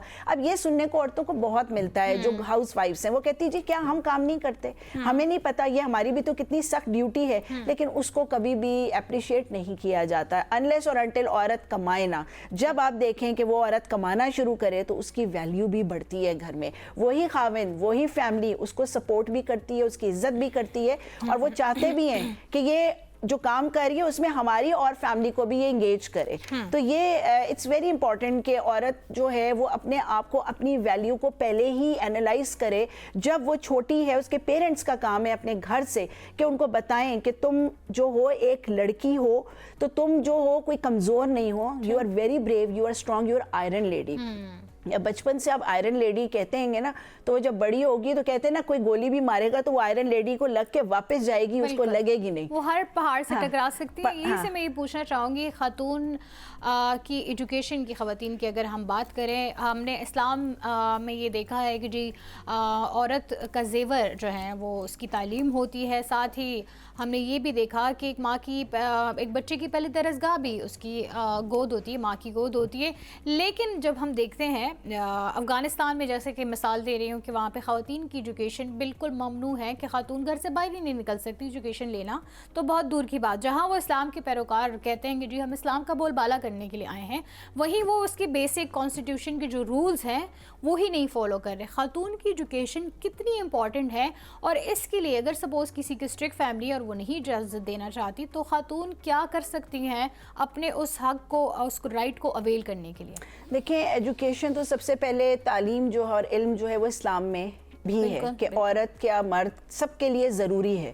तो हमारे जो आपने अफ़गानिस्तान की बात की, तो देखिए वहाँ पे तो एक स्टार्ट से उनका एक कल्चर आप कह सकते हैं कि वो उसको फॉलो कर रहे हैं। तो वो नहीं चाहते कि वो अपनी ख़वातीन को आगे लेके चलें, क्योंकि उनको पता है कि औरत इतनी स्ट्रॉन्ग है, अगर ये आगे जाएगी तो ये हमारे लिमिट्स क्रॉस कर जाएगी, और वहाँ पे इसीलिए हमारी सच्चाई जान जाएंगे। और वो जो ख़वातीन हैं आप देखें कि वहाँ पे वो जिस तरह चाहते हैं, चाहे वो शटल कॉक बुर्का पहनाएं, चाहे वो पर्दा कराएं, चाहे वो उनको गोली मार दें, चाहे वो कुछ भी करें, तो कोई राइट नहीं है, कोई लॉज नहीं है। तो वहीं से कुछ देखें ऐसी ख़वातीन हैं जो कि वहाँ से उन्होंने थोड़ा सा स्टैंड लिया है और वो बाहर निकली हैं। हमारे पास ऐसी अफ़गानिस्तान की क्या, बलोचिस्तान की क्या, इस तरह की जो बिल्कुल आप कह सकते हैं ना रूरल एरियाज़ की ख़वातीन जब हमारे शहरों में आके कॉलेजेस यूनिवर्सिटीज़ में ये बच्चियाँ स्टैंड लेती हैं और वो पढ़ती हैं, तो लिटरली वो आगे जाके अपनी बाकी ख़वातीन को भी एम्पावर करती हैं। तो इट्स वेरी इंपॉर्टेंट कि उनके ही علاقے سے آج کل کے بچوں میں یا پرانے ان کو نکالنا ضروری ہے. اور نکالنے کے لیے سب سے پہلے ان کے سسٹم اور ان کے جو جرگے بیٹھتے ہیں, ان کے جو لوگ ہیں, ان کو ایجوکیٹ کرنا از ویری امپورٹنٹ, کہ آپ ان کو تو پہلے بتائیں, کیونکہ وہ لوگ بھی اب نئی جنریشن آ گئی ہے, وہ پرانی جنریشن از ڈفرینٹ.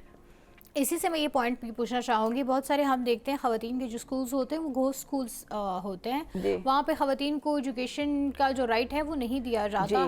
اس کے پیچھے کیا یہ وجوہات ہے کہ بہت سارے علاقے ایسے ہوتے ہیں وہاں, جیسے آپ نے خود ہی ذکر کیا کہ جرگا سسٹم ہوتا ہے, وہاں کے جو بڑے ہوتے ہیں وہ اپنی بات کو جو ہے اتنی ویلیو دیتے ہیں کہ ہم نے ایک بات کر دی تو بس وہ پتھر پہ لکیر. تو کیا وہ اس لیے کہ خواتین جب خود مختار ہوتی ہیں اور مضبوط ہوتی ہیں تو آپ نے جیسے کہا وہ ہر پہاڑ سے ٹکرا جاتی ہیں, تو کیا وہ ان کو ان اویئر اس لیے رکھا جاتا ہے کہ وہ مضبوط ہوں گی تو معاشرہ مضبوط ہوگا, اویئر ہوگا, پھر ہمارے خلاف بغاوت کرے گا؟ ایگزیکٹلی. دیکھیں ان کے ایسے بہت سے لاز ہیں یا پالیسیز ہیں جو کہ آج تک ہم لوگ سمجھتے ہیں کہ یہ کہاں کے زمانے کی باتیں, تو ہم لوگ تو پریشان ہوتے ہیں کیونکہ ہم لوگ تو ان چیزوں سے اویئر ہی نہیں ہیں. وہ لوگ اپنی چیزوں کو باہر نکالنا بھی نہیں چاہتے, وہ بتانا بھی نہیں چاہتے, وہ کہیں رولز کو فالو نہیں کرنا چاہتے, ان کے لاز نہیں ہیں, تو وہ یہ کہتے ہیں کہ آپ ہمیں انٹرفیئر مت کریں. تو اگر ان کے دیکھیں مرد جو ہیں ان کو تو انہوں نے بچپن سے نا ایک کہتے ہیں نا سکھا دیا ہوتا ہے کہ ان کے بلڈ میں ہوتا ہے کہ جی یہ تم مرد ہو تو تمہارے ہاتھ میں گن ہونی چاہیے اور تم نے قتل و غارت عام ہے اور چیزیں. لیکن جو خواتین ہیں وہاں پہ وہ جب سٹینڈ لیں گی تو آف کورس وہ نکل کے وہ ریالٹی شو کریں گی.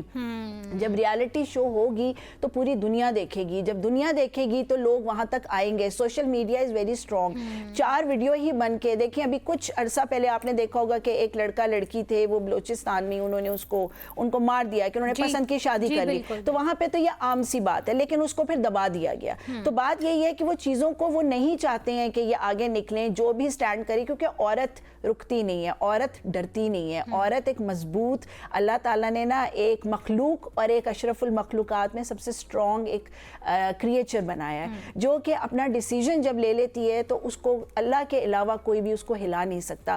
تو ان کو اس کی ویلیو کا پتہ ہے کہ ہماری عورتیں کتنی اسٹرانگ ہیں, تو وہ نہیں چاہتے ہیں. لیکن بات وہی ہے کہ ابھی آہستہ آہستہ تھوڑا آئی تھنک کہ ہم 2-3% چینجز آ رہا ہے. وہ کیونکہ انہی کے جو لڑکے ہیں وہ پڑھنے کے لیے جب آتے ہیں تو وہ بھی خواتین کے ساتھ جب ان کا انٹریکشن ہوتا ہے تو ان کو یہ پتہ چلتا ہے کہ عورتیں کتنی قابل ہیں, تو ہم اپنی عورتوں کو کیوں نہیں نکالتے.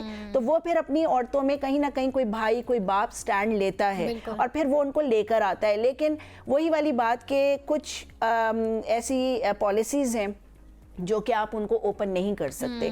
وہ وہاں اوپن ہوئی نہیں تو وہ ایک بندہ جان سے گیا تو لوگ ڈرتے ہیں. دیکھیں زندگی میں لوگ کامیاب ہوں گے لیکن وہ پھر یہ کہتے ہیں کہ چلو اس چیز کو ہم نے چھوڑ دیا, ہم اس چیز کو نہیں آگے لے کر آئیں گے اور نہ ہم ذکر کریں گے. ان کو پھر کچھ پش ڈال دیتے ہیں, ان کو فورس کیا جاتا ہے کہ اگر تم جا رہے ہو تو تم نے یہاں کی کوئی بھی چیز کو آؤٹ نہیں کرنا. تو یہ چیزیں آپ میرے خیال سے کہ ہم جتنا بھی اس پہ ورکنگ کریں تو آئی ہوپ کہ کچھ سال پہلے یا بعد تو یہ کچھ چیزیں چینج ہونے کی شاید ہو جائیں گے. ابھی اب بات ہو رہی ہے, ہمیں باتیں سننے میں آتی ہیں, ایون پہلے صرف وومنز ڈے پہ خواتین بیٹھتی تھی, اب مرد حضرات بھی بیٹھ کے اپنا پوائنٹ آف ویو دیتے. تو آئی تھنک یہ چینج اگر ہمیں دیکھنے میں آ رہا ہے کہیں نہ کہیں یہ ایک مثبت تبدیلی نظر آ رہی ہے. آدمی میں تو بہت دیکھتی ہوں, میں نے پہلے کبھی نہیں دیکھا, اب آج کل نا معاشرہ وقت چینج ہو گیا ہے. آج کل جو لڑکے ہیں یا مرد ہیں وہ اپنی عورتوں کو سپورٹ کر رہے ہیں اور وہ خود بلکہ کہہ رہے ہوتے ہیں کہ کوئی بات نہیں, اگر ہم کام میں اپنے ہیں بھی اور ان کو ہمارا ٹائم چاہیے تو ہم ان کو ٹائم دیں گے. اور ان کی وہ آگے ان کا ساتھ بھی دیتے ہیں, ان کے ساتھ بھی کھڑے ہوتے ہیں, ان کو سپورٹ بھی گھر میں بھی کرتے ہیں, بچوں کے ساتھ بھی کرتے ہیں, کام میں بھی کرتے ہیں, ہر چیز میں دے آر سپورٹنگ. وہ کہتے ہیں کہ ہم دونوں برابر ہیں کیونکہ برابری آ گئی ہے, برابری آ گئی ہے. ایگزیکٹلی, کیونکہ برابری پہلے کہتے تھے مرد جو ہے وہ تھوڑا اس کا وہ اپر اس پر ہے اور عورت جو ہے ڈومیننٹ ہے, تو آدمی ہے, آدمی ذات ہے. لیکن آج کے لڑکے, میرا اپنا بیٹا ہے لٹرلی ابھی اس کی جب شادی ہوئی تو اس نے کہا کہ یہ ایسا کوئی کلچر نہیں ہے کہ مطلب میں کہوں کہ جی میں زیادہ ڈومیننٹ ہوں اس پر، تو اگر اس نے 3 کام کیے نا تو 3 مجھے بھی کرنے ہیں. اگر اس نے میرے ساتھ اگر پانی پلایا نا تو میں نے پھر اس کے ساتھ اور اس کو اس کے برعکس اس کو میں نے بھی کچھ کرنا ہے. رائٹ. تو یہ دونوں مطلب کہ ایک ساتھ بیلنس ہو کے چل رہے ہیں کیونکہ یہ برابری آ گئی ہے بہت برابری کاروبار. ہم اگر یہ دیکھ رہے ہیں کہ بہت ساری جگہوں پہ فیملی میٹرز میں یا گھریلو ڈومیسٹکلی جو دیکھ رہے ہیں ہم اس میں ہمیں ایون مرد حضرات اب کوکنگ بھی کر رہے ہیں, کچن کا بھی رخ کرتے ہیں, لیکن ہم یہ میں پوچھنا یہ چاہ رہی ہوں کہ کیا ہمیں بزنس انوائرمنٹ میں بھی وہ نظر آ رہا ہے, کارپوریٹ لیول پہ بھی وہ نظر آ رہا ہے, دفاتر میں بھی یہ نظر آ رہا ہے کہ ہاں برابری کا سلوک کیا جا رہا ہے. پہلے میں یہ سننے میں آتا تھا خاتون ایک اچھی سی او نہیں ہو سکتی. کیوں نہیں ہو سکتی یہ کوئی نہیں جان سکتا, لیکن خاتون ایک اچھی سی او نہیں ہو سکتی, خاتون ایک اچھا کام جو ہے وہ پراپر طریقے سے نہیں. تو کیا اس میں بھی برابری آئی ہے کہ خاتون اور مرد جو ہیں وہ ایک یکجا ایک جیسا ہی کام کر سکتے ہیں؟ جی بالکل. دیکھیں سی او نہیں بن سکتی تو آج آپ دیکھ لیں کہ زیادہ تر کمپنیز کارپوریٹ سیکٹرز کیا پرائیویٹ سیکٹرز کیا وہ اچھی پوسٹ پہ سب سے پہلے فیمیل کو ہی ہائر کر رہے ہوتے ہیں. بلکہ آج ایسا ہو گیا ہے کہ وہ جو مرد ہیں وہ کہتے ہیں یہاں خاتون بیٹھی ہے تو شاید ہمیں اپرچونٹی نہ ملے. تو آج کل زیادہ ہر فیلڈ میں آپ دیکھ لیں کہ جس فیلڈ میں بھی آپ جائیں تو وہاں پہ فیمیل کی ضرورت بن گئی ہے. ان کو پتہ ہے کہ جو فیمیل کی سٹرونگ اس کی ایک اورا ہے نا جو وہ کام کر سکتی ہے وہ مرد نہیں کر سکتا ہے, لیکن وہ اس کی برابری دیکھیں برابری بالکل اس سے اچھا بھی کام کر رہی ہے. سم ٹائم تو آپ دیکھیں کہ آج کل یونیورسٹیز میں بھی اگر آپ دیکھیں یا کاروباری اس میں پلیٹ فارمز پہ بھی دیکھیں تو عورتیں زیادہ آگے ہیں, پڑھائی میں وہ زیادہ آگے ہیں, کام میں وہ زیادہ آگے ہیں. تو لوگ آج کل مرد جو ہے نا وہ پوزیسو ہوتے جا رہے ہیں کہ جی عورتیں بہت آگے جا رہی ہیں اور یہ ہم سے آگے ہیں. اور کچھ مرد حضرات پھر وہ ان سے کہتے ہیں کہ جی ہم آپ کے ساتھ چلتے ہیں, we'll be with you, اور ہم آپ کے ساتھ سپورٹ بھی کریں گے. وہ خوش ہوتے ہیں. میرے ہسبینڈ وہ مجھے بہت سپورٹ کرتے ہیں اور وہ خوش ہوتے ہیں, مطلب وہ فخر محسوس کرتے ہیں. ان کو یہ نہیں ہوتا کہ وہ جا کے پوزیسو ہو جائیں کہ جی میری بیوی کیوں اتنا کام اور لوگ اس کو کیوں پوچھ رہے ہیں. کچھ بھی نہیں, وہ بلکہ جاتے ہیں وہ فخر سے بتاتے ہیں کہ میری بیوی ڈیزائنر ہے, میری بیوی یہ کرتی ہے, اور ہم لوگ مل کے کر رہے ہوتے ہیں. اور میں بھی فخر سے بتاتی ہوں کہ دیکھیں میرا ہسبینڈ ہے اور آپ میاں بیوی اگر کا ساتھ ہے تو آپ ہر کاروبار ہر دنیا کی ہر چیز کو آپ جیت سکتے ہیں, کیونکہ یہ ایک ساتھ ہوتا ہے. عورت کا مرد کے لیے, مرد کا عورت کے لیے. خالی عورت ہی اکیلی کچھ نہیں کر سکتی, خالی مرد بھی اکیلا کچھ نہیں کر سکتا. تو یہ بیلنس ہے, گاڑی کے 2 پہیوں کی طرح ہوتا ہے. ٹائر دیکھیں نا, گاڑی کے اگر ہم کہیں نا تو ہم وہی بات ہے کہ گاڑی تبھی چلتی ہے, بیلنس تبھی ہوتی ہے. تو اس لیے یہ ضروری ہے کہ ایک دوسرے کو سپورٹ کریں, خاوند بیوی کو, بیوی خاوند کو. اور یہ صرف آپ کے گھر پہ ہی بہتری نہیں لاتی بلکہ معاشرے کو بھی بہتر بناتی ہے, ملک کی معیشت میں بھی ایک مثبت کردار ادا کرتی ہے. آج کل حالات نہیں ہے کہ ایک بندہ صرف کمائے. پہلے ہو جاتا تھا زمانہ اور چیزیں اتنی ایکسپینسو ہر چیز ہوتی جا رہی ہیں, وہ ختم تھے, ریکوائرمنٹ بہت ہو گئی نا خواتین کی. بالکل ایسے خواتین کی نہیں, اب آئی تھنک وقت کی ضرورت بن چکا ہے, اور مہنگائی بھی بہت ہے. تو اس لیے بہت ضروری ہے کہ ہر خاتون جو ہے وہ اپنے خاوند کو خود مختار ہو, سپورٹ کرے, اپنے بچوں کے ساتھ بھی جو ہے ان کو سپورٹ کرے اور ایک اچھا اور ایک معاشرہ جو ہے نا اسٹرانگ معاشرہ بنائے اور اعتماد پیدا کرے اپنے بچوں میں بھی اور اپنے آپ میں بھی. بالکل, بہت شکریہ آپ کا, آپ کی تشریف آوری کا. بہت اچھی گفتگو رہی آپ سے اور بالکل آپ نے ٹھیک کہا. اور انفیکٹ بہت ایک فیمس سینگ بھی ہے کہ empower your women, educate your women and she will educate your nation. So ایسا ہی ہے, اگر ہم اپنی خاتون کو پڑھائیں گے, لکھائیں گے, اسے پر اعتماد بنائیں گے, خود مختار بنائیں گے, سو وہ ایک ایسا نیشن ہمیں دے گی جس کا ہر بچہ جو ہے وہ ایجوکیشن سے بھی ہوگا اور ایجوکیٹڈ بھی ہوگا, اور ساتھ ہی وہ اس معاشرے کو بہتر بنانے میں بھی اپنا کردار ادا کرے گا. چھوٹی سی بریک لینا چاہوں گی, بریک سے واپس آئیں گے ایک اور ٹاپک کے ساتھ دوبارہ حاضر ہوں گے.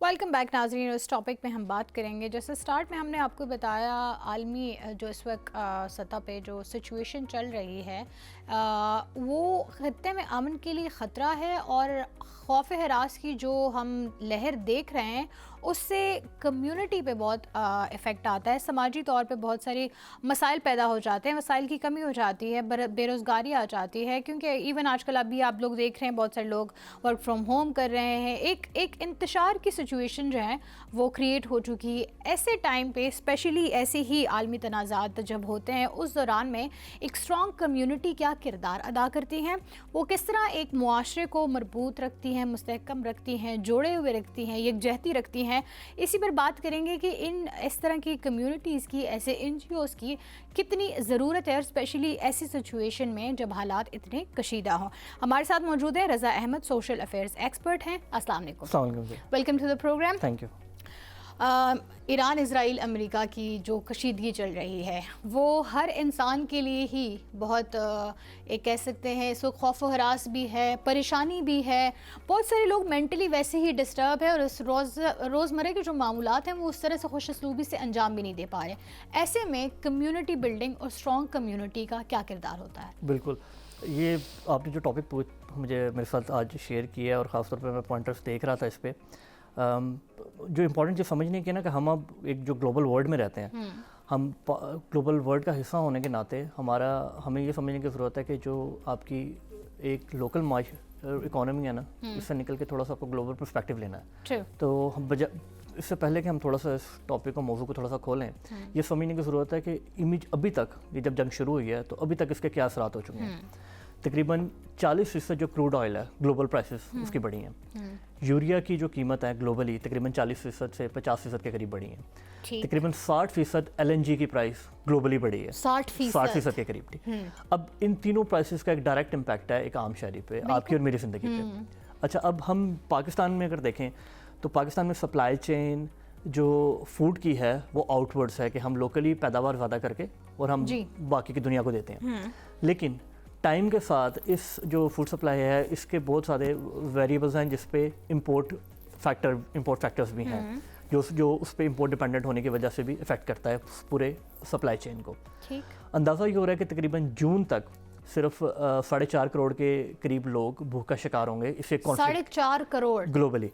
اب اس میں پاکستان الحمدللہ ابھی تو ایسی صورتحال نہیں ہے، اور بلکہ خاص طور پہ آپ نے بھی دیکھا ہوگا، مارکیٹس میں نوٹ کیا ہوگا کہ رمضان میں تھوڑا سا کلوزلی دیکھنے کی کوشش کرتا ہوں کہ ہمارا ایک پرائس امپیکٹ جو گلوبل فیسٹیولز ہیں ان کے نسبت بڑا ڈفرینٹ ہوتا ہے، لیکن دو چیزیں میں نے دیکھا، آلو اور پیاز کی قیمتوں میں نا رجحان بڑا مختلف رہا۔ تو میں نے جب تھوڑا کلوزلی مانیٹر کیا اور پتہ چلا ہے کہ اس سے یہ وار سٹارٹ ہونے سے پہلے بھی افغانستان سے جب ہمارا ایک سلسلہ تجارت کا منقطع ہوا ہے، تو جو لوکل پیداوار ہے وہ لوکلی استعمال ہو رہی ہے اور مارکیٹ میں سفیشینٹ اویلیبل ہے۔ سو اللہ کی طرف سے ہمارے لیے ابھی تو بہتری ہے، لیکن کب تک ہم سسٹین کر سکتے ہیں، یہ سوال ہوتا ہے۔ یہ بہت بڑا سوال ہے میرے خیال میں۔ یہ جو نجی محفلوں میں ہم بات کر رہے ہیں، دوستوں کے اندر بات کر رہے ہیں، پھر میری کچھ ایکسپرٹ سے بات ہوئی جو اکانومسٹ ہیں، میرا خیال ہے کہ یہ کہنا بالکل ٹھیک ہوگا کہ جنگ شروع ہونے سے پہلے جو دنیا تھی اور اب ہم جس دنیا میں رہ رہے ہیں 3-4 ہفتوں کے بعد، یہ بڑی مختلف ہے۔ اور اس کا دوسرا امپیکٹ یہ ہے کہ یہاں سے ریورس شاید نہ ہو، ریورس شاید نہ ہو، نہیں بالکل۔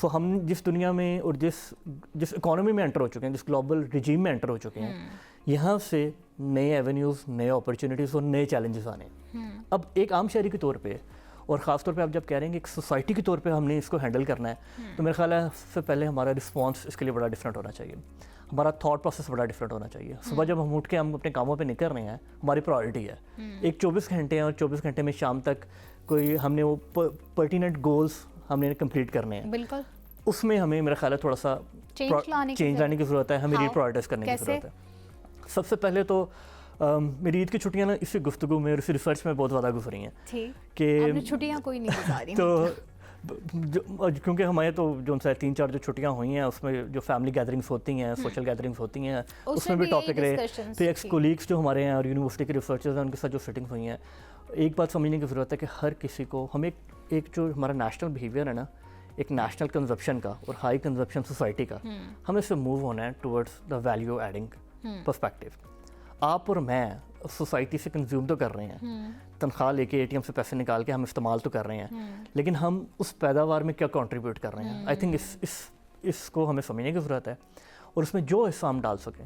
ہمیں یہ بات سمجھنے کی ضرورت ہے کہ چائنا جیسی اکانومیز بھی، انہوں نے بھی جب آئیڈینٹیفائی کیا کہ مائکرو اکانومی کو مینیج کرنے کے لیے ولیجز میں اگر وہ کنٹریبیوٹ نہیں کر سکتے تو ان کی اکانومی مرغیوں سے لے کے لوکل میٹ پروڈکشن سے لے کے لوکل ڈیری پروڈکشن سے اسٹیبل انہوں نے کرنا شروع کی. یہ کام ہمارے لیے بہت آسان ہے. بالکل, ہماری تو ایون زرخیز زمین بھی ہے اور زمینیں بھی بہت ہے الحمدللہ. اور انفیکٹ ویسے رضا ابھی ریسنٹ پاسٹ میں ہم یہ دیکھنے میں بھی یہی آیا ہے کہ بہت سارے لوگ جو ہیں وہ گھر پہ فارمنگ کی طرف واپس آ گئے ہیں. گھر میں جو پرانے زمانے میں ہوتا تھا کہ جی گائے بھینس رکھ لی, اس کا دودھ یوز کر رہے ہیں, مرغیاں اپنے انڈے دے رہی ہیں, اسی کا گوشت بھی کھایا جا رہا ہے, وہ موسٹلی لیکن لوگ آرگینک کے چکر میں کر رہے ہیں. لیکن اب یہ وقت کی ضرورت بھی بنتا جا رہا ہے. صرف وقت کی ضرورت نہیں بنتا جا رہا ہے, میرا خیال ہے آگے سروائیول یہ ہے. سروائیول ہمیں یہ سمجھنے کی ضرورت ہے کہ آپ نے دیکھا ہوگا بہت زیادہ رجحان ہوم اسکولنگ کی طرف جا رہا ہے اور ہوم اسکولنگ کے ریزلٹس بھی بہت اچھے آ رہے ہیں. ایگزیکٹلی. لیکن اس کے ساتھ ہمیں بچوں پہ جو توجہ دینے کی ضرورت ہے, بچوں کو سروائیونگ اسکلز ہمیں سکھانے ہیں. ان گلوبل وارز میں, ان گلوبل کرائسس میں بچوں کو یہ سمجھنا کہ شہری زندگی سے نکل کے جو سروائیول لائف ہے, دیہی زندگی ہے, وہی سروائیول ہے, وہ سروائیول ہے. لیکن اس کے لیے ہم ٹیون نہیں ہیں, آپ میں ٹیون نہیں ہیں. ہم بچوں کے اگر بات چھوڑیں سو ہم بھی تیار نہیں ہیں. سو اگر ہم اس کے اوپر تیار نہیں ہیں, ہماری ٹریننگ نہیں ہے, تو یہ ٹائم ہے انویسٹ کرنے کا اپنے اوپر, اپنے بچوں کے اوپر, ان کو یہ سوشل اسکل سکھانے کا, اور ایک آدھا لائف اسکل ادر دین ایجوکیشن اور یور کور اسکل. اب آرٹیفیشیل انٹیلیجنس کے بعد اب جو نوکریاں ہیں, جو اسکل سیٹ ہیں ویسے چینج ہونے جا رہے ہیں. تو کیوں نہ ہم جو ہیومن ٹچ اور ہیومن سینٹرک اسکل سیٹ کے کمبینیشن بھی واپس اپنی زندگی میں ایڈ کریں. وہ جو ڈپینڈنسیز ہم نے انکلوڈ کی ہوئی, ہم نے ایکسکلوڈ کی ہوئی تھیں, اور ان ڈپینڈنسیز کے تحت ہمیں پیسے دے کے سروسز کرا رہے ہیں. تو ایک معاشرے کے طور پہ نہ صرف یہ اکانومی کو ریشیپ کرنے میں ہیلپ کرے گا, بلکہ ہمارے بچوں کو, آنے والی نسلوں کو ہمیں ریشیپ کرنے کی ضرورت ہے. یہ آپ نے بہت اچھی 2 پوائنٹس اٹھائے. میں اسی پہلے آپ نے جو ہوم اسکولنگ کی بات کی, ہم اس طرف آئیں گے. اس کے بعد پھر ہم ڈپینڈنسیز پہ آئیں گے کہ ہم بچوں کو کس طرح ایجوکیٹ کر سکتے ہیں. ہمارے تو آج کل بچے فون ہی نہیں چھوڑتے ہیں, تو ہم ان کو اسکلفل کس طرح بنائیں. پہلے اس سے یہ بتائیے, ہوم اسکولنگ جو ہے اس کا کانسیپٹ آج کل بہت زیادہ آ رہا ہے, اور ہونا بھی اس لیے چاہیے کیونکہ پرائیویٹ اسکولس کی جو فیس ہیں, 2 بچوں کی فیس آج کل 70-75 ہزار روپے ہو گئی ہے. تو ایک عام آدمی جس کی سیلری 40-50 ہزار روپے ہو, تو وہ کہاں سے لائے گا 75 ہزار روپے. تو یہ ہوم اسکولنگ کا کانسیپٹ جو انٹروڈیوس ہوا ہے, یہ کتنا آپ کو لگتا ہے افیکٹو ہے اور بیٹر ہے rather than private schooling? Closely میرے سوشل سرکل میں تو میں نے جس سے بھی بات کی ہے اس سے فائدہ ہوا ہے. بچوں کی گرومنگ. لیکن آپ کو نہیں لگتا وہ ایک سوشلی ذرا وہ ہو جاتے ہیں, تھوڑے سے گلنا ملنا پھر پسند نہیں کرتے ہیں, آئسولیشن میں ذرا سے چلے جائیں گے؟ اچھا, یہ چیلنج میں نے بھی, مجھے لگا کہ ایک چیلنج آ رہا ہے. جب میں نے اپنی کمیونٹی میں لوگوں سے پوچھا, اپنے دوستوں سے پوچھا, تو اندازہ یہ ہوا کہ اس طرح کے ورکنگ گروپس بنے ہوئے ہیں, پیرنٹس کے ورکنگ گروپس بنے ہوئے ہیں, جو ان بچوں کے ساتھ سوشل ایونٹس کرتے ہیں, ویکینڈ گیدرنگس کرتے ہیں, اور جو سوشل منگلنگ کا پرسپیکٹیو ہے, ان کا سوشل کانفیڈنس بلڈنگ کرنی ہے, وہ ان انگیجمنٹس کے تھرو وہ اوور کم ہو جاتا ہے. It's not an issue. I think اس اسکل سیٹ میں جو دھیان ایک ٹیچر دے سکتی ہے اور جو پیرنٹس دے سکتے ہیں, اور جو گھر میں دھیان ہے, اس میں بڑا فرق ہے. یہ ہمیں سمجھنے کی ضرورت ہے. گلوبلی اگر بات کریں تو جو ایجوکیشن ہے نا, اس کے 3 بنیادی پلر ہوتے ہیں: نالج, اسکل اینڈ وزڈم. اچھا, نالج اور اسکل پہ توجہ رہی ہے. وزڈم میں پچھلے چند دہائیوں میں ہمارے کریکلم کے پرسپیکٹیو میں اور ہمارے اوور آل بچوں کی ایجوکیشنل گرومنگ کے پرسپیکٹیو میں آپ خود اندازہ کر سکتی ہیں, ویورز اندازہ کر سکتے ہیں کہ وزڈم میں ہم کہاں کھڑے ہیں. اور ہمیں واپس ان بنیادی ویلیوز کو دوبارہ کھنگالنے کی ضرورت ہے, سمجھنے کی ضرورت ہے, اور ان کی کنٹریبیوشن آنے والے دور میں کیا ہوگی اس کو بہت سمجھنے کی ضرورت ہے. مجھے لگتا ہے اے آئی کے بعد ہیومن سینٹرک جو اپروچ ہے, ہیومن ٹچ ہے نا, یہ اسکاس ہو جائے گا. پھر جو لوگوں بہت کم ہوتا دکھائی ابھی بھی دے رہا ہے, لیکن تب لوگ ڈھونڈ رہے ہوں گے, اور شاید اس طرح کی جابس پوسٹ ہوں, اس طرح کی یو ایس پوسٹ ہوں کہ ہمیں اس طرح کے لوگ چاہیے جو ہیومن انٹریکشن میں جن کی expertise who. So I think یہ ہونے جا رہا ہے. آئیڈیلی 15-20 سال پہلے جو چیزیں ہمیں کانسپریسی تھیوریز لگتی تھی نا, آپ اور میں آج اس دنیا میں رہ رہے ہیں, بالکل, اور ہم اسے امپلیمنٹ ہوتے دیکھ رہے ہیں. بزرگوں نے جو باتیں کی ہیں, ڈاکٹر سرار احمد کی, مولانا مودودی کی جو باتیں میں نکال کے دیکھتا ہوں, وہ آج آپ اور میں جی رہے ہیں, وہ دیکھ رہے ہیں. اور اس وقت ہمیں لگتا تھا ایسا کیسے پاسبل ہوگا. تو جو دا ویری ریزن جو میں بار بار ایک نیریٹیو شیئر کرنے کی کوشش کر رہا ہوں میں, اور ہمیں سمجھنے کی ضرورت ہے, ایک قومی ذمہ داری کے طور پر لینے کی ضرورت ہے کہ آج ہم بڑے مختلف دنیا میں رہ رہے ہیں, اور یہاں سے کیونکہ ریورسیبل فیز میں ہم انٹر ہو چکے ہیں, یہاں سے آگے جو ہماری پرائرٹیز ہیں, ہماری سوشل انویسٹمنٹ ہے, ہمارے سوشل کیپٹلز ہیں, یہ کس طرح ری شیپ ہو رہے ہیں, اس کے حساب سے ہم اپنے آپ کو کس طرح तब्दील करने को तैयार हैं, इस पे कितना इन्वेस्ट करने को तैयार हैं, इसको कितना अपनी डेली 24 घंटे की एक छोटे से टेन्योर में प्रायोरिटाइज करने को तैयार हैं, ये बड़ा इंपॉर्टेंट है। और तब्दीली ही वक्त की ज़रूरत बन चुका है, अब हमें तब्दील होना पड़ेगा, वो पुराने तरीके अब कारआमद नहीं हो सकते। अब आपने अपनी रिसर्च के मुताबिक हमें बताया कि होम स्कूलिंग जो है वो आजकल लग भी वैसे यही रहा है कि उसका ट्रेंड भी ज़्यादा हुआ है और वो ज़्यादा बेहतर भी दिखाई दे रही है। एक तो कॉस्ट इफेक्टिव भी हो गई है और जाहिर है आप बच्चों को ख़ुद जो सिखा सकते हैं शायद वो स्कूल्स वाले आजकल नहीं सिखा रहे हैं, वो फ़ीस पे ज़्यादा तवज्जो दे रहे हैं। सो स्किल्स की आपने बात की कि जो हमने जो मैं ये कहना चाहूँगी कि मटीरियलिस्टिक जो हमने एक वो रखे हुए हैं, डिपेंडेंसीज रखी हैं, मुझे ये भी चाहिए, हाई मेंटेनेंस हम बिला वजह के हो गए हैं, इसको कम करने के लिए ऐसे कौन से स्किल्स जो हैं वो हम अडॉप्ट कर सकते हैं जो कि हमें स्पेशली इन तनाज़ात को मद्देनज़र रखते हुए आगे के फ्यूचर में हमें वो एक अच्छा फ्यूचर दे सकते हैं?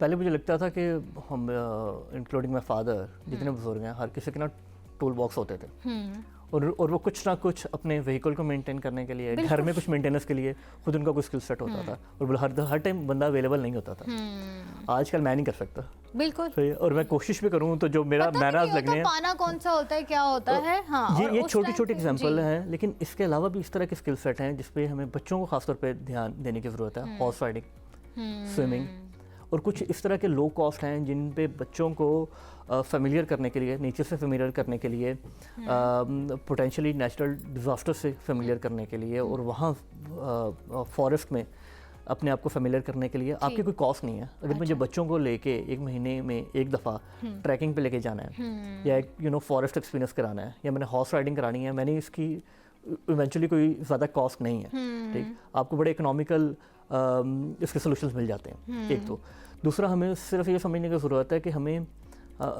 हमारे बिजनेस मॉडल्स भी नहीं है और इवेंचुअली जो हम पोटेंशियल अपॉर्चुनिटीज़ की बात कर रहे थे कि जब क्राइसिस आता है तो अपॉर्चुनिटीज़ आती हैं और मुझे लग रहा है कि इस तरह के बिजनेस मॉडल्स खड़े होने चाहिए जहां लोगों को इन्वेस्ट करना चाहिए कि बच्चों को इस तरह के, अब आगे समर्स आ रहे हैं, समर कैंप्स मल्टीप्लाई होने चाहिए।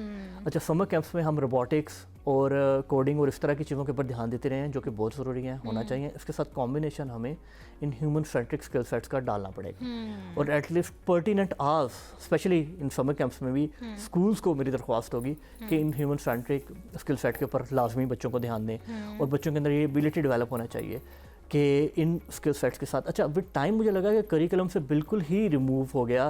जिस तरह मैंने मैट्रिक किया था उस टाइम मैंडेटरी होता था कि आपने एक इस तरह का स्किल सेट, अगर मैंडेटरी होता था वुड क्राफ्टिंग और द इलेक्ट्रिशियन कॉम्बिनेशन या कुछ ना कुछ आपको करना होता था, आर्ट आपको करना होता था और जिसकी वैल्यू एडिशन होती थी। इस सारी बात का मकसद वापस उस बात पे जाता है जो मैंने कहा कि हम हाई कंजप्शन सोसाइटी से हमें अब थोड़ा सा निकलना पड़ेगा। हमें समझना पड़ेगा कि आपकी और मेरी इंडिविजुअल कंट्रीब्यूशन, हमारी फैमिली के कंट्रीब्यूशन, इकोनॉमिक कंट्रीब्यूशन सोसाइटी की तरफ क्या होगी। ये जब तक इक्वेशन रीशेप नहीं होगी ना, मेरा ख्याल है हम मुश्किल में रहेंगे। अब ऐसे में community, strong community building leaders, इनका क्या आप कह सकते हैं किरदार हो सकता है और इनकी कैसे इतनी अशद ज़रूरत है स्पेशली आजकल के दौर में?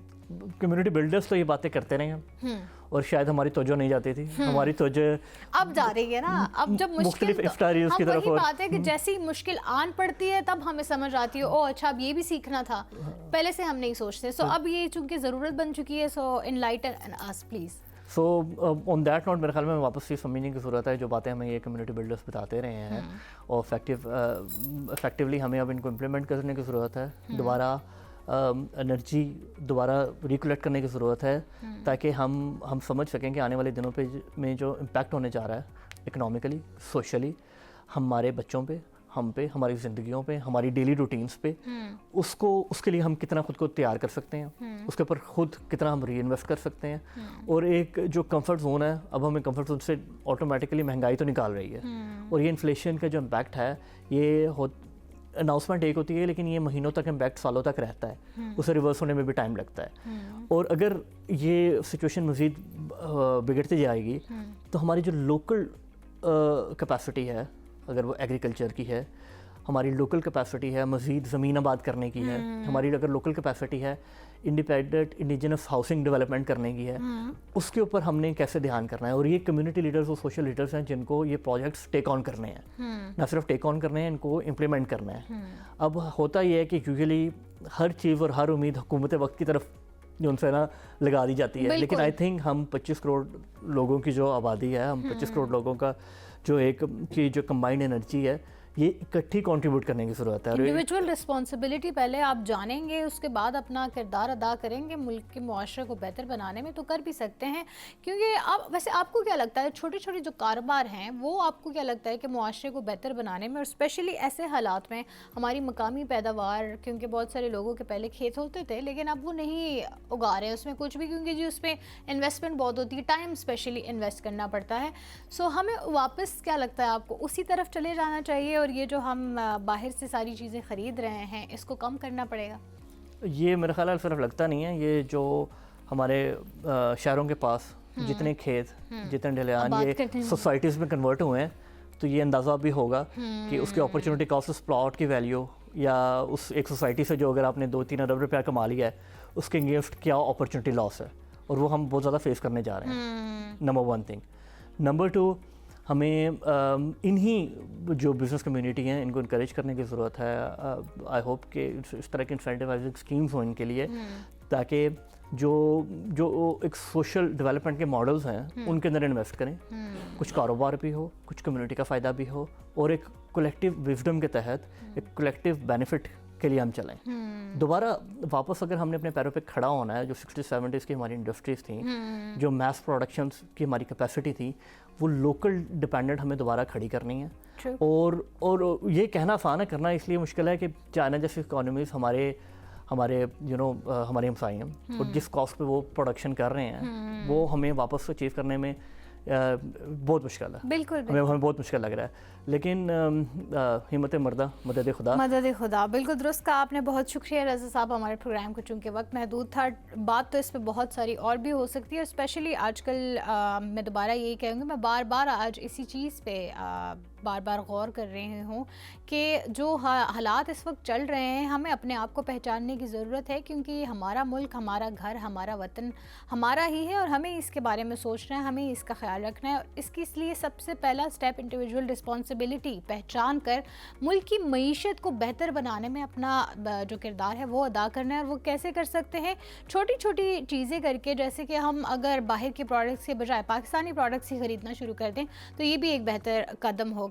लेकिन individual responsibility as a citizen आपको पहचाननी ही होगी, और कम्युनिटी को मजबूत करने के लिए आपको एक दूसरे का सहारा बनना है, एक दूसरे को दिलासा देना है, एक दूसरे को हिम्मत देनी है। क्योंकि मुश्किल वक्त में अगर हम एक दूसरे का साथ नहीं देंगे तो कोई बाहर से आकर हमारी पे तरस नहीं खाएगा, रहम नहीं खाएगा, और हमारी बेहतरी के लिए वो दुआ गो या कोशा नहीं होगा। इसी दुआ और उम्मीद के साथ कि इंशाअल्लाह कल के प्रोग्राम में जब मैं आऊँगी तो हम मुज़ाकरात की जो बात कर रहे हैं ईरान, इजराइल और अमेरिका के दरमियान, उसमें कोई ना कोई पेशरफ्त हमें नज़र ज़रूर आई होगी। आज के प्रोग्राम से बस इतना ही। कल तक के लिए मुझे दीजिए इजाज़त। अल्लाह निगहबान।